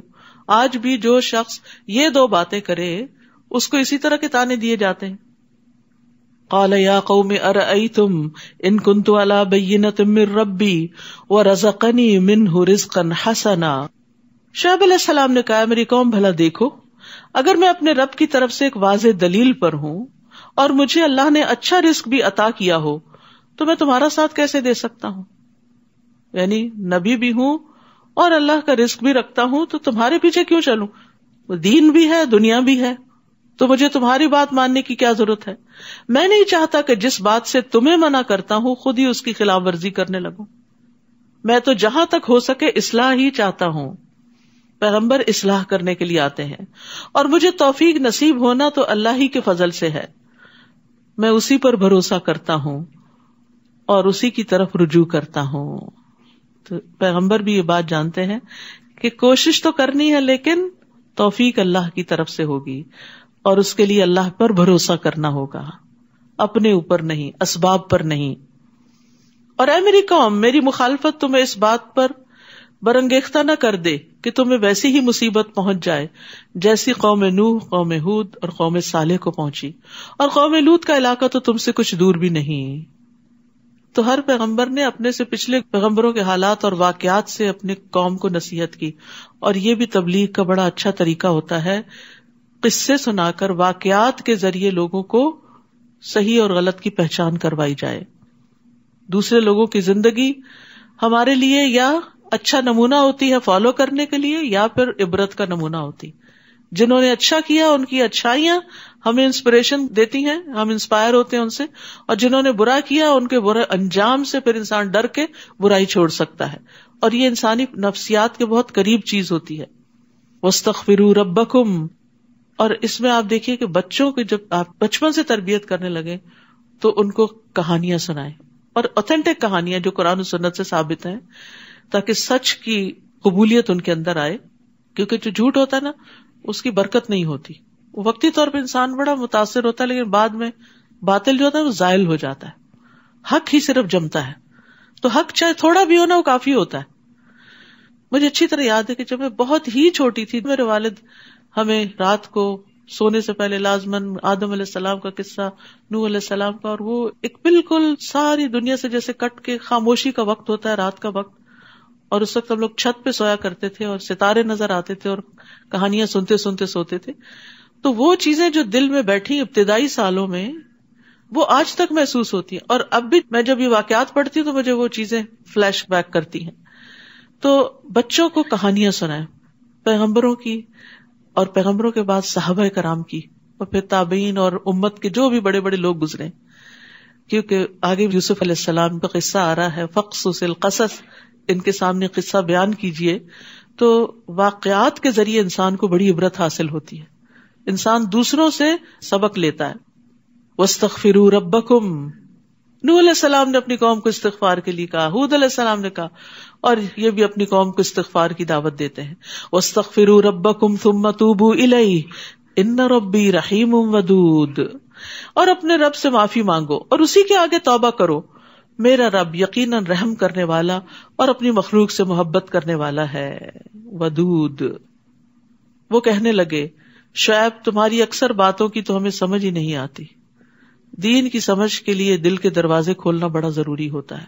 افلا یتدبرون القرآن ام علی قلوب اقفالها، اگر آپ کا دل راغب ہی نہیں ہے نا ہدایت لینے کے لیے، آپ کو پسند ہی نہیں، تو اچھی سے اچھی بات بھی آپ کے اوپر اثر نہیں کرتی. پھر ہم دیکھ رہے ہیں کہ تم ہمارے درمیان ایک کمزور سے آدمی ہو، اور اگر تمہاری برادری نہ ہوتی تو ہم تمہیں سنگسار کر دیتے. نبی صلی اللہ علیہ وسلم کو بھی کفار مکہ قریش میں سے ابو طالب کے ڈر سے ہی ان پر حملہ آور ہونے سے رکے ہوئے تھے، اور تم ایسے نہیں کہ جس کا ہم پر کوئی دباؤ ہو. شعیب نے کہا، ہے میری قوم، کیا تم پر میری برادری کا دباؤ اللہ سے زیادہ ہے؟ وہ زیادہ بھاری ہے جسے تم نے بالکل پسے پش ڈال دیا. لوگوں سے ڈرتے ہو، اللہ سے نہیں ڈرتے. یہ جو کچھ تم کر رہے ہو میرا رب یقیناً اس کا احاطہ کیے ہوئے ہے. اے میری قوم، تم اپنے طریقے پر کام کیے جاؤ، میں اپنے طریقے پر کرتا رہوں گا. جلد ہی تمہیں معلوم ہو جائے گا کہ کس پر رسوا کرنے والا عذاب آتا ہے اور کون جھوٹا ہے. تم بھی انتظار کرو اور میں بھی تمہارے ساتھ منتظر ہوں. اب الٹیمیٹم دے دیا گیا، اب دن توڑے. پھر جب ہمارا حکم آ گیا تو ہم نے شعیب کو اور اس کے ساتھ جو ایمان لائے تھے انہیں اپنی مہربانی سے بچا لیا، اور جن لوگوں نے ظلم کیا تھا انہیں ایک سخت چنگھاڑ نے ایسا پکڑا کہ وہ اپنے گھروں میں اوندھے منہ پڑے کے پڑے رہ گئے. چنگھاڑ، چیخ سے مار دیے گئے. ایک خاص لیول کے بعد اگر شور ہو تو انسان بے ہوش ہونے لگتا، مرنے لگتا ہے.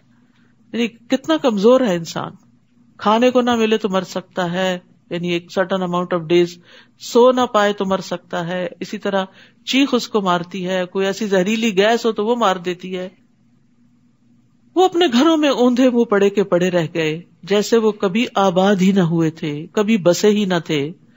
دیکھو اہل مدین پر ایسی ہی پھٹکار پڑی جیسے قوم سمود پر پڑی تھی، اور ہم نے موسیٰ کو اپنے معجزے اور سری سند نبوت دے کر فرعون اور اس کے درباریوں کی طرف بھیجا، تو انہوں نے فرعون کے حکم کی پیروی کی، حالانکہ فرعون کا حکم کچھ اچھا نہ تھا. وہ قیامت کے دن اپنی قوم کے آگے آگے چلے گا اور انہیں جہنم کے کنارے لا کھڑا کرے گا. یاد رکھیے، انسان دنیا میں جس کو فالو کرتا ہے قیامت کے دن بھی اسی کے پیچھے ہوگا. کتنی بری ہے وارد ہونے کی جگہ جہاں وہ وارد ہوں گے. ان لوگوں پر اس دنیا میں بھی لعنت پڑی اور قیامت کے دن بھی پڑے گی. کیسا برا انعام ہے جو انہیں دیا جائے گا. یہ ان بستیوں کی سرگزشت ہے جو ہم آپ سے بیان کر رہے ہیں. ان میں سے کچھ تو موجود ہیں اور کچھ اجڑ چکی ہیں. ہم نے ان پہ ظلم نہیں کیا تھا بلکہ انہوں نے خود ہی اپنے آپ پر ظلم کیا. پھر جب اللہ کا حکم یعنی عذاب آ گیا تو ان کے وہ معبود کچھ بھی کام نہ آئے جنہیں وہ اللہ کے سوا پکارا کرتے تھے، بلکہ ان معبودوں نے ان کی تباہی میں ہی کچھ اضافہ کیا. اور جب بھی آپ کا رب کسی ظالم بستی کو پکڑتا ہے تو اس کی گرفت ایسی ہی ہوتی ہے. بلا شبہ اس کی گرفت دکھ دینے والی اور سخت ہے. جو شخص آخرت کے عذاب سے ڈرے اس کے لیے بھی ان واقعات میں نشان عبرت ہے. وہ دن ایسا ہوگا جس میں سب لوگ اکٹھے کیے جائیں گے، اور اس دن جو کچھ ہوگا سب کی موجودگی میں ہوگا. اور ہم نے اس دن کو بس ایک معینہ مدت تک کے لیے ہی مؤخر کر رکھا ہے. یعنی دنیا میں اگر کسی کی پکڑ نہیں بھی آتی تو ایک دن تو پکڑ کا آنے ہی والا ہے. جب یہ دن آ جائے گا تو اللہ کے اذن کے بغیر کوئی شخص کلام بھی نہ کر سکے گا. پھر ان لوگوں میں کچھ بدبخت ہوں گے اور کچھ نیک بخت. تو جو بدبخت ہیں وہ جہنم میں داخل ہوں گے اور وہیں چیختے چلاتے رہیں گے. یعنی سانس لینا بھی چلانا ہوگا اور سانس خارج کرنا بھی دھاڑنا ہوگا، شہیق ہوگا. جہنمیوں کی آوازیں گدھے کی آواز کے مشابہ ہوں گی، انتہائی شدت کی آوازیں ہوں گی. جہنمی خون کے آنسو روئیں گے. رسول اللہ صلی اللہ علیہ وسلم نے فرمایا، بے شک جہنمی اتنا روئیں گے کہ اگر ان کے آنسوؤں میں کشتی چلا دی جائے تو چل پڑے. وہ پانی کے آنسوؤں کی جگہ خون کے آنسو روئیں گے. اور جب تک زمین و آسمان قائم ہے وہ اسی میں رہیں گے، یعنی ہمیشہ، الا یہ کہ آپ کا رب کچھ اور چاہے، کیونکہ آپ کا رب جو چاہتا ہے اسے کر گزرنے کی پوری قدرت رکھتا ہے. اور جو نیک بخت ہیں وہ اس وقت تک جنت میں ہی رہیں گے جب تک زمین و آسمان قائم ہے، الا یہ کہ آپ کا رب کچھ اور چاہے. یہ ایسی بخشش ہوگی جو کبھی منقطع نہ ہوگی. یاد رکھیے اہل جنت کے لیے بھی ہمیشگی ہے اور اہل جہنم کے لیے بھی. نبی صلی اللہ علیہ وسلم نے فرمایا جب اہل جنت جنت میں اور اہل جہنم جہنم میں داخل ہو جائیں گے تو ایک آواز دینے والا ان کے درمیان کھڑا ہو کر پکارے گا، اے جہنم والو اب تمہیں موت نہیں آئے گی، اور اے جنت والو تمہیں بھی موت نہیں آئے گی، بلکہ ہمیشہ یہیں رہنا ہوگا. بس اے نبی جن چیزوں کو یہ لوگ پوچھتے ہیں ان کے بارے میں کسی شک میں نہ رہیے، یہ تو انہیں ایسے ہی اندھی عقیدت سے پوچھ رہے ہیں جیسے ان سے پہلے ان کے باپ دادا کرتے رہے، اور ہم بلا کم و کاست انہیں پورا پورا حصہ دیں گے. ہم نے اس سے پہلے موسیٰ کو کتاب دی تھی اور اس میں بھی اختلاف کیا گیا تھا، اور اگر آپ کے رب کا حکم پہلے سے طے شدہ نہ ہوتا تو ان اختلاف کرنے والوں کے درمیان فیصلہ چکا دیا گیا ہوتا. اور وہ بھی اس کے بارے میں ایسے شک میں پڑے ہوئے تھے جس نے انہیں بے چین کیا ہوا تھا. ان میں سے ہر ایک کو تیرا رب ان کے اعمال کا پورا پورا بدلہ دے کر رہے گا، یقیناً وہ ان کے اعمال سے باخبر ہے. فاستقم کما امرت ومن تاب معک، بس آپ ثابت قدم رہیں جیسے آپ کو حکم دیا گیا ہے، یعنی لوگوں کی مخالفتوں سے گھبرائیں نہیں، اور آپ کے وہ ساتھی بھی جنہوں نے آپ کے ساتھ ایمان کی طرف رجوع کیا ہے، اور سرتابی نہ کرنا کیونکہ جو کچھ تم کرتے ہو وہ اسے دیکھ رہا ہے، اور نہ ہی ان لوگوں کی طرف جھکنا جنہوں نے ظلم کیا، ورنہ تمہیں بھی دوزخ کی آگ آ لپٹے گی. فتمسکم النار، پھر تمہیں کوئی ایسا سرپرست نہ ملے گا جو اللہ سے تمہیں بچا سکے، نہ ہی کہیں سے تمہیں مدد پہنچ سکے گی. یہ اتنی سخت بات تھی کہ نبی صلی اللہ علیہ وسلم نے فرمایا شیبتنی ہود واخواتها، مجھے سورت ہود اور اس جیسی صورتوں نے بوڑھا کر دیا ہے. یعنی اللہ کے حکم سے بھاگنے کا کوئی راستہ نہیں ہے. دین کتنا بھی مشکل ہو نجات اسی کے اندر ہے، اور ظالموں کی طرف میلان نہیں رکھنا چاہیے، ان کے اعمال پہ راضی نہیں ہونا چاہیے. وَأَقِمِ الصَّلَاةَ طَرَفَيِ النَّهَارِ، نیز آپ دن کے دونوں طرفوں کے اوقات میں اور کچھ رات گئے نماز قائم کیجیے. ان الحسنات یذہبن السیئات، بلا شبہ نیکیاں برائیوں کو دور کر دیتی ہیں. یہ ایک یاد دہانی ہے ان لوگوں کے لیے جو اللہ کو یاد کرتے رہتے ہیں. نماز اللہ کے ذکر کا سب سے بہترین طریقہ ہے، ایک فارمل وے ہے اللہ کو یاد کرنے کا، اور ایک فرض ہے ادا کرنے کے لیے، اور ایک نماز دوسری نماز کے درمیان ہونے والے گناہوں کا کفارہ بھی ہے. فرض نماز ادا کرنے سے قدم قدم پر گناہ مٹتے ہیں اور درجات بلند ہوتے ہیں. ابو ہریرہ کہتے ہیں کہ رسول اللہ صلی اللہ علیہ وسلم نے فرمایا جس نے اپنے گھر میں وضو کیا پھر اللہ کے گھروں میں سے کسی گھر کی طرف چل کر گیا تاکہ اللہ کے فرائض میں سے ایک فریضے کو ادا کرے، یعنی نماز پڑھے، تو اس کے دونوں قدموں میں سے ایک گناہ مٹاتا ہے اور دوسرا درجہ بلند کرتا ہے. اتنا اجر و ثواب ہے مسجد جا کر مردوں کے لیے نماز پڑھنے کا. اور صبر کیجئے، اللہ تعالیٰ یقیناً نیکی کرنے والوں کا اجر ضائع نہیں کرتا. نبی صلی اللہ علیہ وسلم کو اس صورت میں بار بار صبر کی تلقین کی گئی ہے کہ مشکلات میں گھبرائے نہیں ہیں، آپ کا اجر برقرار ہے. جو قومیں تم سے پہلے گزر چکی ہیں ان میں سے جنہیں ہم نے بچا لیا تھا ان میں سے اہل خیر کیوں نہ پیدا ہوئے جو دوسروں کو زمین میں فساد کرنے سے روکتے. یعنی ہر قوم کے اندر ایسے لوگ ہونے چاہیے جو برائیوں سے منع کریں. اگر کچھ ایسے تھے بھی تو وہ تھوڑے ہی تھے، اور جو ظالم تھے وہ اس عیش و عشرت کے پیچھے لگے رہے جو انہیں مہیا تھی، اور وہ مجرم بن کر ہی رہے. اور آپ کے رب کے یہ شایع نہیں کہ وہ بستیوں کو ناحق تباہ کر دے حالانکہ وہاں کے باشندے اصلاح کرنے والے ہوں. اور اگر آپ کا رب چاہتا تو سب لوگوں کو ایک ہی امت بنائے رکھتا، مگر وہ اختلاف کرتے ہی رہیں گے بجز ان لوگوں کے جن پر آپ کا رب رحم کر دے. اللہ نے تو انہیں پیدا ہی اس لیے کیا ہے کہ وہ اختلاف کرتے رہے. سب کو ایک دماغ نہیں دیا، سب کو ایک طرح کی سوچ نہیں دی، یہ نیچرل ہے ایک دوسرے کے ساتھ ڈفرنس آف اوپینین کا ہونا، لیکن اختلاف کو مخالفت نہیں بن جانا چاہیے. اور آپ کے رب کی بات پوری ہو گئی کہ میں دوزخ کو جنوں اور انسانوں سب سے بھر دوں گا. یعنی اگر وہ سب غلط راستے پر چلیں گے تو سب ہی پکڑ میں آ جائیں گے. اور ہم رسولوں کے حالات کی ایک ایک خبر آپ سے اس لیے بیان کرتے ہیں کہ اس کے ذریعے آپ کے دل کو مضبوط کر دیں، اور ان خبروں کے ذریعے آپ تک حق بات پہنچی اور ایمان لانے والوں کے لیے نصیحت اور یاد دہانی بھی ہو گئی. تو ان سارے واقعات کا مقصد اس آیت میں بتا دیا گیا کہ نبی صلی اللہ علیہ وسلم کا دل مضبوط ہو اور ایمان والوں کو نصیحت اور یاد دہانی ہو. تو یہ واقعات ایک بار نہیں، بار بار قرآن میں آتے ہیں، اور بار بار پڑھنا یاد دہانی کے لیے ہوتا ہے. اور جو لوگ ایمان نہیں لائے آپ ان سے کہیے تم اپنے طریقے پر عمل کرتے رہو، ہم بھی عمل کر رہے ہیں. وانتظروا انا منتظرون، اور تم بھی انتظار کرو، ہم بھی انتظار کرتے ہیں. اور آسمانوں اور زمین میں جو کچھ پوشیدہ ہے اللہ کے قبضہ قدرت میں ہے. سب چھپی ہوئی باتیں، چیزیں جو بندوں کو نہیں پتا، کسی کو نہیں پتا، اس کو معلوم ہے. اور معاملات سب کے سب اسی کی طرف لوٹائے جاتے ہیں، لہذا آپ اسی کی عبادت کیجئے اور اسی پر بھروسہ کیجئے، اور جو کچھ تم کر رہے ہو آپ کا رب اس سے بے خبر نہیں. تو یہ تسلی دلانے والی بات ہے کہ نیکی چھوٹی سی بھی ہو تو رب اس کو خوب جانتا ہے. سورۃ یوسف. اعوذ باللہ من الشیطان الرجیم. بسم اللہ الرحمن الرحیم. الف لام را تلک آیات الکتاب المبین. انا انزلناہ قرآنا عربیا لعلکم تعقلون.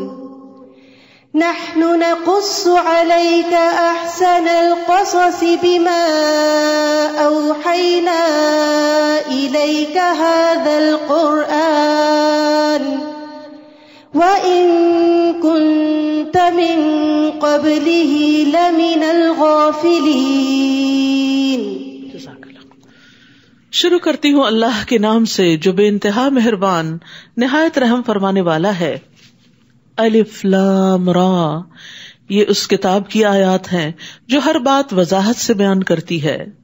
ہم نے قرآن کو عربی زبان میں اس لیے نازل کیا ہے تاکہ تم اسے سمجھو، یعنی عربی ہی اس کا بوجھ اٹھا سکتی تھی، اسی کے اندر اتنی وسعت تھی کہ ان معنوں کو بیان کر سکے جو بندوں کی سمجھ کے لیے ضروری ہیں. اے نبی صلی اللہ علیہ وسلم، ہم اس قرآن کو آپ کی طرف وحی کر کے ایک بڑا اچھا قصہ آپ سے بیان کرتے ہیں، اگرچہ اس سے پیشتر آپ اس سے بے خبر تھے. یعنی نبی صلی اللہ علیہ وسلم کے علم میں یہ کہانی نہیں تھی.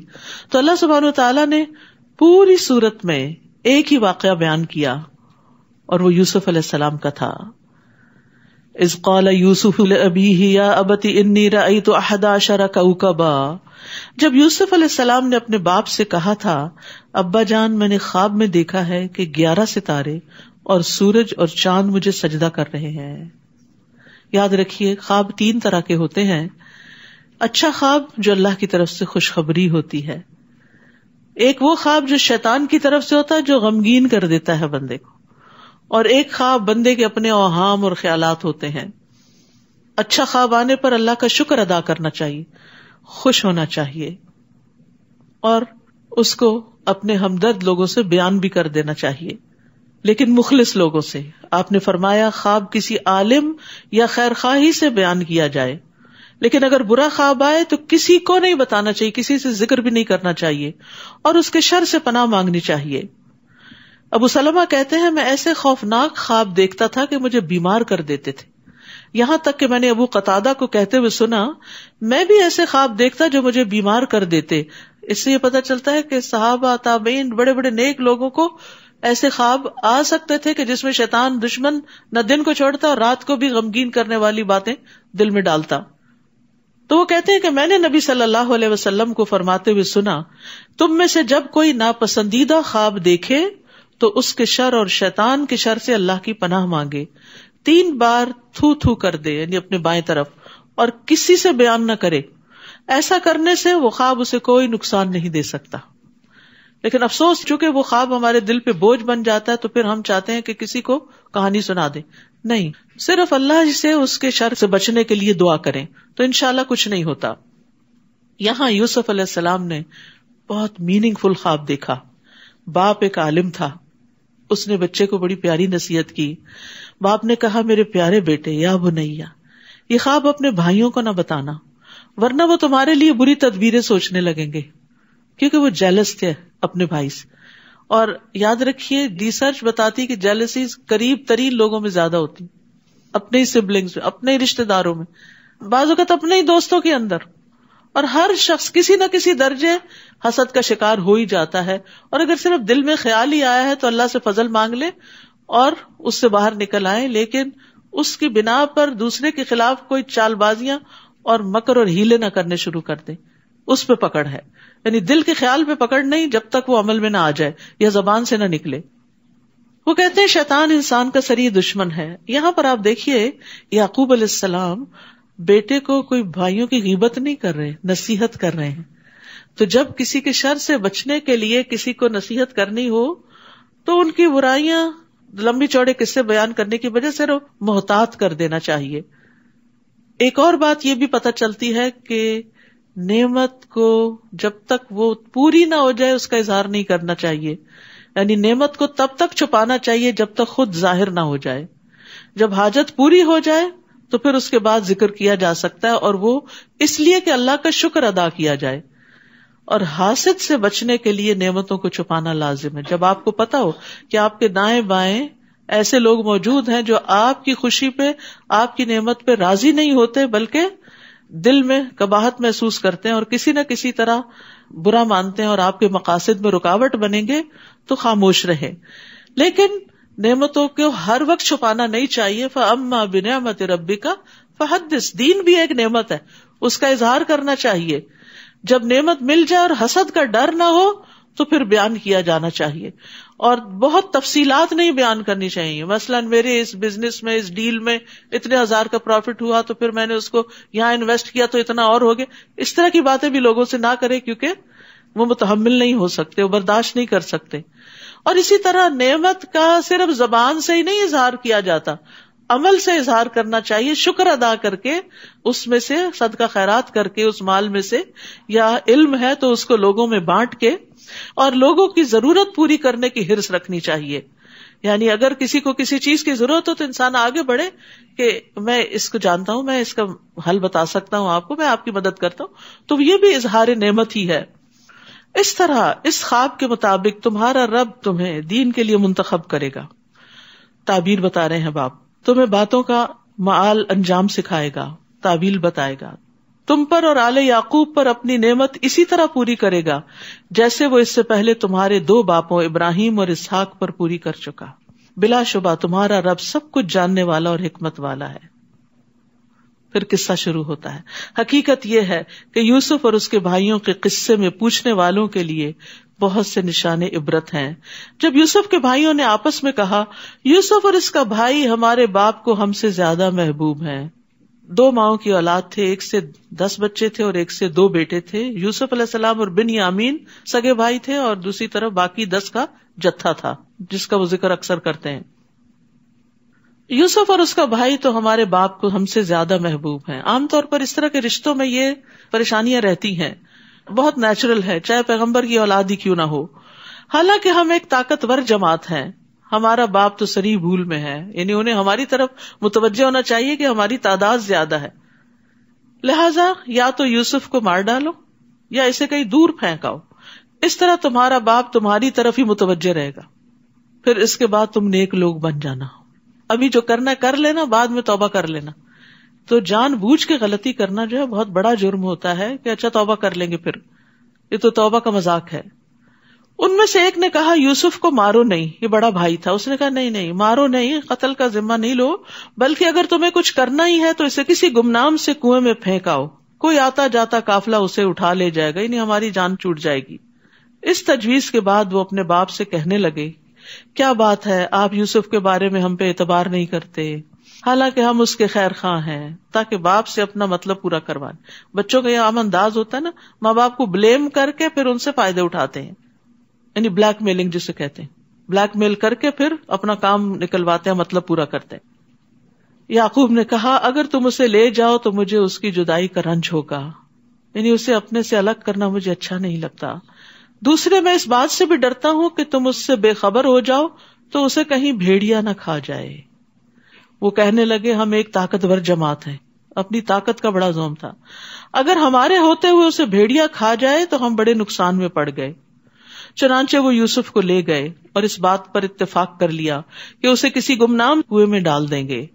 اس وقت ہم نے یوسف کو وحی کی ایک وقت آئے گا جب تم اپنے بھائیوں کو ان کی یہ حرکت جتلاؤ گے. یوسف علیہ السلام کو تسلی دے دی گئی اس حال میں کہ وہ تمہارے متعلق کچھ نہ جانتے ہوں گے. اور وہ رات کو روتے پیٹتے اپنے باپ کے پاس آئے. کہنے لگے ہم دوڑ کے مقابلے میں ایک دوسرے سے آگے بڑھتے گئے اور یوسف کو ہم نے اپنے سامان کے پاس چھوڑ دیا تھا. اتنے میں ایک بھیڑیا آیا اور اسے کھا گیا. اور آپ تو ہماری بات پہ یقین نہیں کریں گے ہاں ہم سچے ہی کیوں نہ ہوں. اندر بلیک میلنگ. اور وہ یوسف کی قمیص پر جھوٹ موٹ کا خون بھی لگا کر لائے. یعقوب علیہ السلام نے کہا بات یوں نہیں بلکہ تم لوگوں نے ایک بری بات کو بنا سنوار لیا ہے. خیر اب صبر ہی بہتر ہے اور جو کچھ تم بیان کرتے ہو اس کے متعلق اللہ ہی سے مدد چاہتا ہوں. سبحان اللہ, کیا ریئیکشن تھا. اتنی بڑی بات ہو گئی. اب یہ رائولری ہے نا, اولاد کے درمیان جیلسی, اولاد ایک دوسرے کے خلاف ہے. تو جب گھر میں مسائل ہوتے ہیں نا تو بہت سی چیزوں سے اعراض برتنا پڑتا ہے. یہ معلوم ہوتے ہوئے کہ بچے قصوروار ہیں بعض اوقات نظر انداز کر دیا کریں. ہر چیز کے پیچھے نہ پڑ جایا کریں. نہیں مجھے پتا ہے, میں نے پتا کر لیا, میں نے فلاں تمہارے دوست سے پتا کر لیا تم رات کہاں تھے. ساری حیا ہی اٹھ گئی اور بچے کو پتا چل ماں باپ کو پتا ہے اب سو واٹ, ہو کیئرس, اب تو میں کھلے دل سے کروں گا جو کرنا ہے. پردہ ڈالا کریں اور حکمت کے ساتھ غلطیوں پر, یعنی جو غلطی وہ کر رہے ہیں یہ کہنے کی وجہ تم یہ کر یہ چھوڑ دیں, اس غلطی کے نقصان بتانا شروع کر دیا کریں بغیر اس کو بلیم کیے, اس کی طرف پوائنٹ آؤٹ کیے کہ تم میں ہے یہ بتایا کریں کہ اس طرح کی برائی کا نقصان کیا ہوتا ہے. پھر آپ دیکھیے کہ یعقوب علیہ السلام اپنے غم اور دکھ کی بات کہتے ہیں میں اللہ سے مدد لوں گا, اللہ کے سوا کسی سے شکوہ نہیں کرنا چاہیے. تو صبر جمیل, صبر جمیل وہ صبر ہوتا ہے جس میں شکوے شکایتیں نہیں ہوتی, ہر ایک کو کہانی نہیں سنائی جاتی اپنے غموں کی. 3 باتیں صبر میں سے ہیں. امام سوری نے کہا اپنی تکلیف کو بیان نہ کرنا, اپنی مصیبت کا ذکر نہ کرنا, اور نہ ہی اپنے آپ کو پاک قرار دینا. یہاں ایک اور بات بھی ہے کہ جب ہم اپنے منہ سے بعض اوقات کوئی ایسی بات نکال دیتے ہیں نا تو دوسرے اس کو پکڑ لیتے ہیں اور پھر وہ اسی کو ہی یوز کرتے. یعقوب علیہ السلام نے اپنے خدشے کا اظہار کر دیا, بچوں نے وہی پکڑ لیا اور اسی کا ہی بہانہ بنا کے آ کے وہی جھوٹ بول دیا کہ بھیڑیا کھا گیا. حالانکہ قمیص لے آئے خون لگا کے جھوٹ موٹ کا, تو قمیص نہیں پھٹی اور اس میں سے نکال کے اس نے کھا لیا اندر سے. اسی لیے یعقوب علیہ السلام کو سمجھ آئی کہ بات یہ نہیں, معاملہ کچھ اور ہے. اچھا ان سے تفتیش بھی نہیں کی, پیچھے بھی نہیں پڑے کہ بتاؤ مجھے, کوئی مار پٹائی نہیں, کوئی تانا نہ تشنی نہیں, کچھ نہیں. جوان بیٹے ہیں, کیا کیا جا سکتا ہے, صبر جمیل ہی ہے. تو اولاد کی تربیت میں چاہے وہ چھوٹے ہوں یا بڑے, صبر جمیل ہی کام آتا ہے.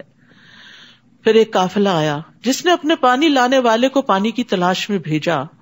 اس نے اس کنویں میں اپنا ڈول لٹکایا تو بول اٹھا, بڑی خوشی کی بات ہے, یہاں تو ایک لڑکا ہے. چنانچہ انہوں نے اسے بکاؤ مال سمجھ کے چھپا لیا, اور جو کچھ وہ کر رہے تھے اللہ اسے خوب جانتا تھا. وَشَرَوْهُ بِثَمَنٍ بَخْسٍ, چنانچہ انہوں نے یوسف کو چند درہموں کے عوض حقیر سی قیمت میں بیچ ڈالا, کیونکہ ان کو ڈر تھا کہ کہیں مالک نہ آ جائیں اور یہ نفع بھی نہ جائے. جیسے چوری کا مال بیچا جاتا نا اونے پونے داموں, ویسے ہی. کتنے حسین تھے وہ, کتنے بہترین تھے وہ, لیکن کیا قیمت لگی ان کی. کبھی کبھی بڑے اچھے لوگوں کی بڑی ناقدری بھی ہوتی ہے, تو اس پر بھی رنج نہیں ہونا چاہیے, اچھے دنوں کا انتظار کرتے رہنا چاہیے. اور اس کے بارے میں انہیں اس سے زیادہ کچھ دلچسپی بھی نہ تھی. اور مصر کے جس شخص نے اسے خریدا تھا اس نے اپنی بیوی سے کہا اسے عزت سے رکھو, امید ہے کہ یہ نفع دے گا, یہ ہو سکتا ہے اسے ہم اپنا بیٹا ہی بنا لیں, کیونکہ وہ ایشو لیس تھے, بچے نہیں تھے.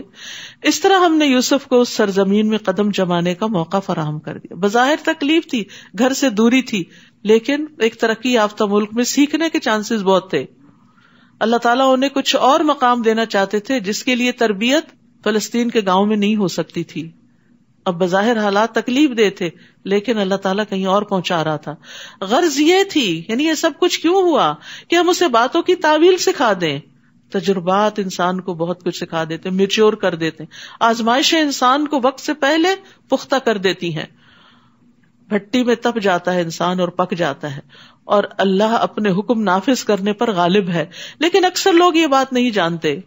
اور جب یوسف اپنی جوانی کو پہنچے تو ہم نے انہیں حکمت اور علم عطا کیا، اور ہم نیک لوگوں کو ایسی ہی جزا دیتے ہیں، یعنی ہر محسن کو حاصل ہونے والی عنایات. اور جس عورت کے گھر میں وہ رہتے تھے اس نے یوسف کو اپنی طرف ورغلانا چاہا. اس نے دروازے بند کر لیے اور یوسف سے کہنے لگی جلدی آ جاؤ، کیونکہ انتہائی خوبصورت تھے، بہت اٹریکٹیو تھے. تو وہ عورت ان کی طرف مائل ہو گئی اور برائی کی دعوت دی. یوسف نے کہا اللہ کی پناہ، میرے رب نے تو مجھے بہت اچھی منزلت بخشی، اتنا اچھا ٹھکانہ دیا، اور میں یہ کام کروں؟ ظالم لوگ یقیناً فلاح نہیں پاتے، یعنی احسان کا بدلہ اس طرح دوں. نبی صلی اللہ علیہ وسلم نے فرمایا میں نے اپنے بعد مردوں پر کوئی فتنہ عورتوں سے زیادہ نقصان دینے والا نہیں چھوڑا. یعنی بعض عورتیں مردوں کو برائی کی طرف دعوت دیتی ہیں، بعض اوقات لباس کے ذریعے، بعض اوقات اپنے انداز کے ذریعے. تو یہ ایک بہت بڑے فتنے کی بات ہوتی ہے جس کے لیے مرد کو غض بصر کے لیے کہا گیا ہے. چنانچہ اس عورت نے یوسف کا قصد کیا، اور وہ بھی اس کا قصد کر لیتے اگر اپنے رب کی برہان نہ دیکھ لیتے. یہ رب نے بچایا انہیں. اس طرح ہم نے انہیں اس برائی اور بے حیائی سے بچا لیا. یوسف پاک دامن رہے کیونکہ وہ ہمارے مخلص بندوں میں سے تھے. سبحان اللہ. اخلاص کی وجہ سے انسان شیطان کے قابو میں آنے سے بچ جاتا ہے. تو اپنے اندر نیت کا، ارادوں کا، نیکی کا خلوص پیدا کریں. واستبق الباب، پھر وہ دونوں دروازے کی طرف لپکے. اس عورت نے یوسف کو پیچھے سے کھینچ کر ان کی قمیص پھاڑ ڈالی، یعنی وہ چاہتی تھی کہ ان سے برا کام کر ہی ڈالے، تو پیچھے دوڑی. دروازہ کھلا تو انہوں نے عورت کے خاوند کو دروازے کے پاس کھڑا پایا. پینترا بدل لیا. کہنے لگی جو شخص تیری بیوی سے برا ارادہ رکھتا اس کا بدلہ اس کے سوا کیا ہو سکتا ہے کہ یا تو اسے قید کر دیا جائے یا اسے دردناک سزا دی جائے. یہ ہوتی ہے وہ محبت جس کو لسٹ کہتے ہیں، جس میں صرف اپنے جذبات کی تسکین مقصود ہوتی ہے اور دوسرے کو اعلی کار بنایا جاتا ہے، اور جب مطلب پورا نہ ہو تو الزام تراشی کر دی جاتی ہے. تو اللہ تعالیٰ ایسے لوگوں سے بھی بچائے جو محبت کے اظہار کے روپ میں بہروپیے ہوتے ہیں اور انتہائی نقصان دینے والے. کیونکہ کئی دفعہ ایسا ہوتا ہے نا، بعض اوقات معصوم لڑکیاں ایسے مردوں کے چنگل میں پھنس جاتی ہیں ان کی چکنی چپڑی باتوں سے. انہوں نے ان سے نہ شادی کرنی ہوتی ہے، نہ انہیں بسانا ہوتا ہے، نہ انہیں عزت دینی ہوتی ہے، نہ ان کی ذمہ داری لینی ہوتی ہے. صرف ان سے اپنی وقتی حرص اور تسکین مطلوب ہوتی ہے، اور وہ ان کی پیار بھری چکنی چپڑی باتوں کی وجہ سے اپنی ساری عزت عصمت لٹا بیٹھتی ہیں. تو عورت کو اللہ کے بھروسے پر اتنا اسٹرانگ ہونا چاہیے کہ وہ ایسے دھوکہ دینے والے بھیڑیوں کے دھوکے میں نہ آئے اور خود کو فتنوں پہ پیش نہ کرے، ایسی جگہوں پہ نہ جائے، ایسے لوگوں سے نہ ملے کہ جو اس کو ذلیل کر کے رکھ دیں، کیونکہ برائی کا انجام برا ہی ہوتا ہے. یوسف علیہ السلام نے کہا بات یوں نہیں، بلکہ اس نے مجھے اپنی طرف ورغلانا چاہا تھا. اور اس کے خاندان میں سے ایک گواہ نے قرائن کی بنا پہ شہادت دیتے ہوئے کہا اگر یوسف کی قمیص آگے سے پھٹی ہے تو عورت سچی ہے. یعنی وہ اس پہ حملہ آور ہو رہے تھے تو عورت نے اس کا گریبان پھاڑ دیا، اور یوسف جھوٹا ہے. اور اگر اس کی قمیص پیچھے سے پھٹی ہے تو عورت جھوٹی، یوسف سچا ہے کہ عورت نے اس کو اپنی طرف کھینچا. پھر جب عورت کے خاوند عزیز مصر نے یوسف کی قمیص دیکھی تو وہ پیچھے سے پھٹی ہوئی تھی. یہ دیکھ کر وہ اپنی بیوی سے کہنے لگا یہ تو تم عورتوں کا ایک چلتر ہے، واقعی تمہاری مکاریاں بڑی خطرناک ہوتی ہیں، تمہاری چالیں بڑی خطرناک ہوتی ہیں. یہ عزیز مصر کا قول ہے جو اس نے اپنی بیوی کو کہا. لیکن بعض مرد کتنے عاجز ہوتے ہیں اپنی بیویوں کے سامنے کہ جانتے بوجھتے کہ وہ برا کام کر رہی کچھ کہہ بھی نہیں سکتے. پھر یوسف سے کہا اس بات کو جانے دو، اور اپنی بیوی سے کہا تم اپنے گناہ کی معافی مانگو، سوری کر لو، بلا شبہ تو ہی خطا کار ہے. اور شہر کی عورتیں آپس میں چرچا کرنے لگیں کہ یہ عزیز مصر کی بیوی ہے اور ایک غلام کے پیچھے پڑ گئی ہے، اگر عشق لڑانا ہی تھا تو کسی بڑے انسان سے کرتی. وہ چرچا کرنے لگی کہ عزیز مصر کی بیوی زلیخا اپنے نوجوان غلام کو اپنی طرف ورغلانا چاہتی ہے اور اس کی محبت اس کے دل میں گھر کر چکی ہے. ہم تو اسے واضح طور پر گمراہی میں مبتلا دیکھ رہے ہیں. اس محبت کو انہوں نے گمراہی قرار دیا. جب اس زلیخا نے ان کی مکارانہ باتیں سنی تو انہیں بلاوا بھیج دیا، پارٹی ارینج کر لی اور ان کے لیے ایک تکیہ دار مجلس سے ضیافت تیار کی کہ آئیں، ریلیکس کریں، بیٹھیں، باتیں کریں. اور ہر عورت کے سامنے ایک ایک چھری رکھ دی، یعنی پھل کاٹنے کے لیے. اور یوسف سے کہا تم ان کے سامنے نکل آؤ. جب ان عورتوں نے یوسف کو دیکھا تو حسن میں فائق تر سمجھا اور پھل کاٹتے کاٹتے اپنے ہاتھ کاٹ ڈالے اور بے ساختہ پکار اٹھی، یہ انسان نہیں، یہ تو کوئی بزرگ فرشتہ ہے۔ زلیخا کہنے لگی، یہ ہے وہ شخص جس کے بارے میں تم نے مجھے ملامت کی تھی کہ میں اس کے حسن یا اس کے محبت میں گرفتار ہو گئی ہوں، بے شک میں نے ہی اسے اپنی طرف مائل کرنے کی کوشش کی۔ استغفر اللہ، یعنی کتنی بے باکی کے ساتھ اپنے جرم کا اعتراف ہو رہا ہے اور برائی کو خوبصورت بنا کے پیش کیا جا رہا ہے، اپنے آپ کو جسٹیفائی کیا جا رہا ہے، مگر وہ بچ نکلا، وہ میرے ہاتھ نہیں آیا، اور اب بھی اگر اس نے میرا کہنا نہ مانا تو اسے قید کر دیا جائے گا اور وہ ذلیل ہو جائے گا۔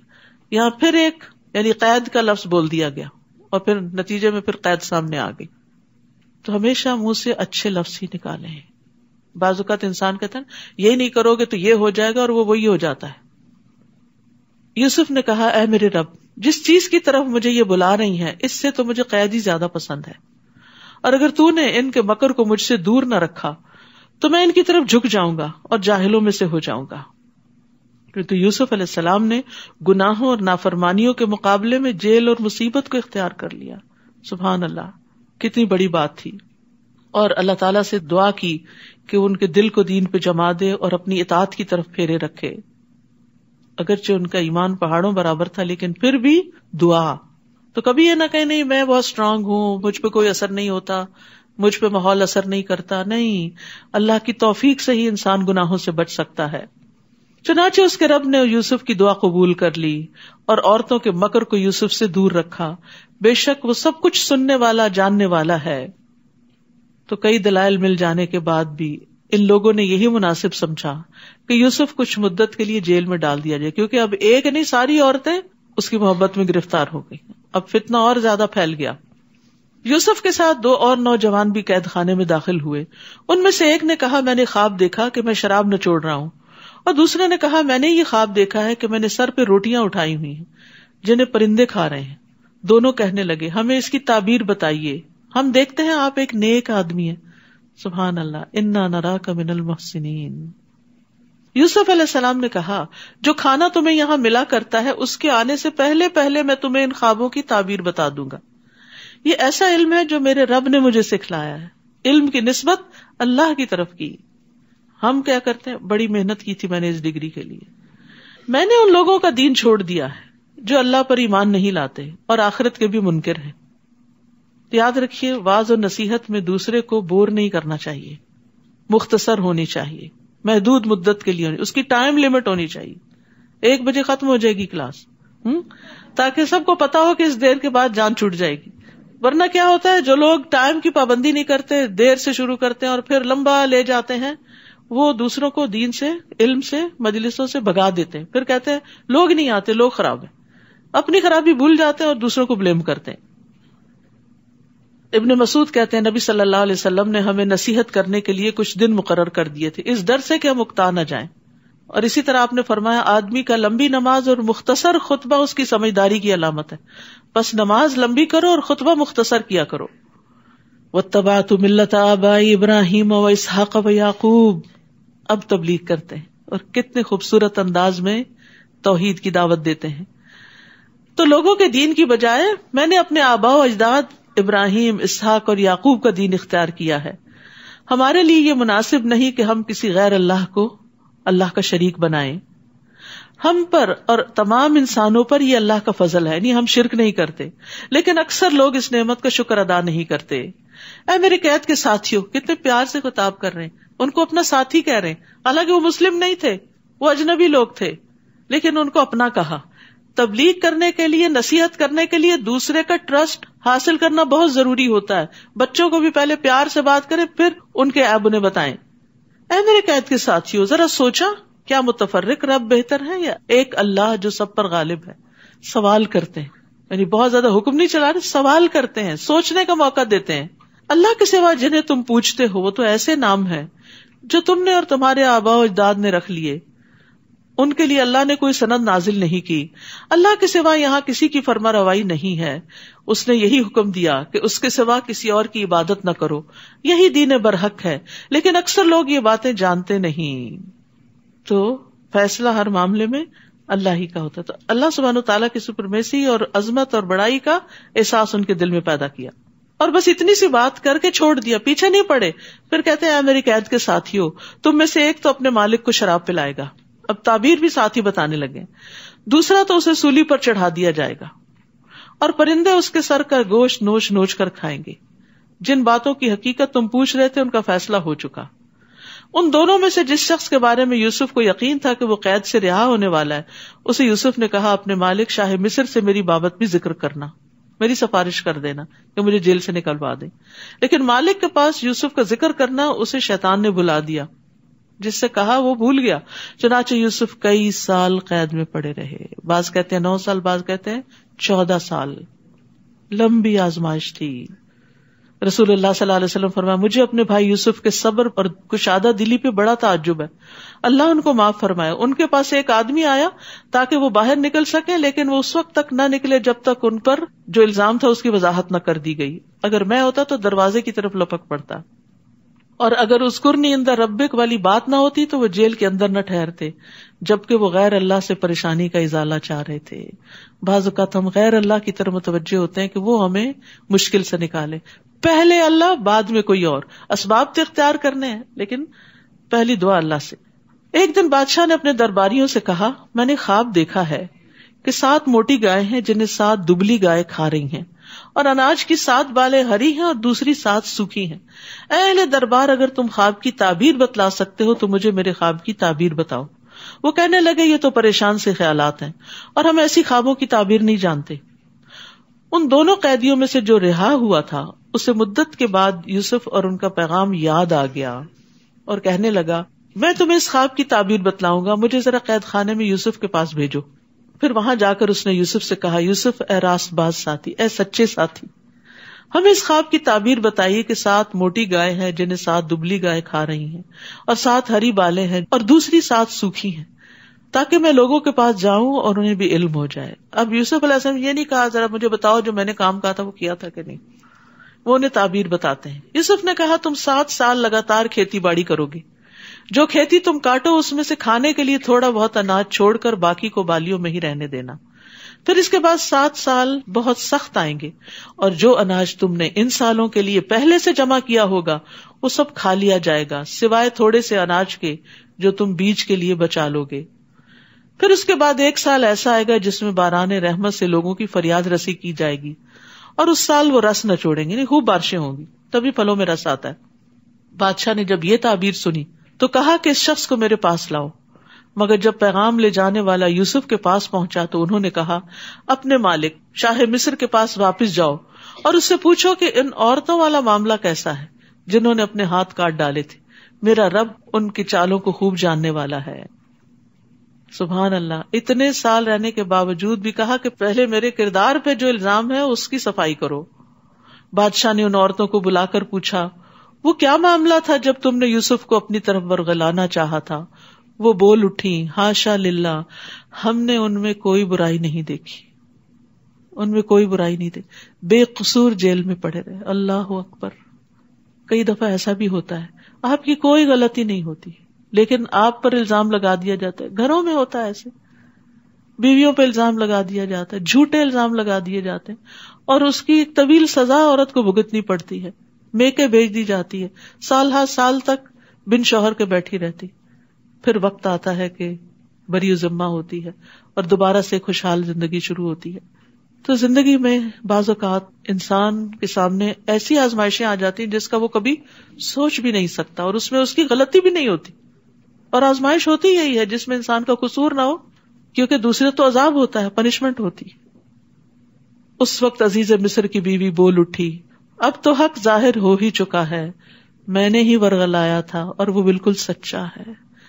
کتنے عرصے کے بعد الزام صاف ہوا, الزام دھلا.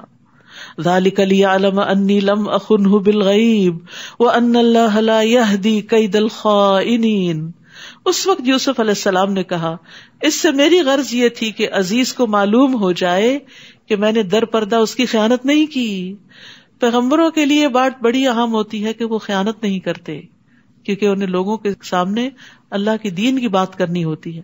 تو نبی صلی اللہ علیہ وسلم بھی صادق اور امین تھے, خیانت کار نہیں تھے.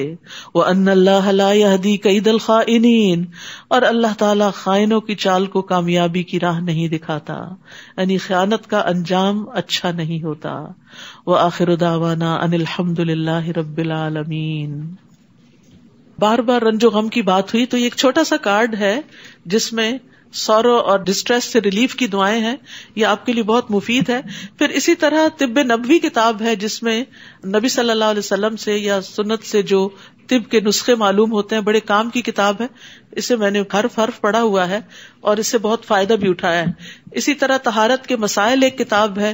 عبادت کرنے کے لیے لازم ہوتا ہے کہ انسان کو طریقہ بھی معلوم ہو، تو کیا پاکی ناپاکی کے مسائل ہیں، ہماری بچیوں کو بھی بعض اوقات پتہ نہیں ہوتا، تو یہ جاننا ضروری ہے. اسی طرح رمضان میں اذکار، تو یہ کچھ اذکار جمع کیے گئے ہیں طریق الجنہ میں، جنت کا طریقہ کہ جن پر جنت کی بشارت دی گئی ہے.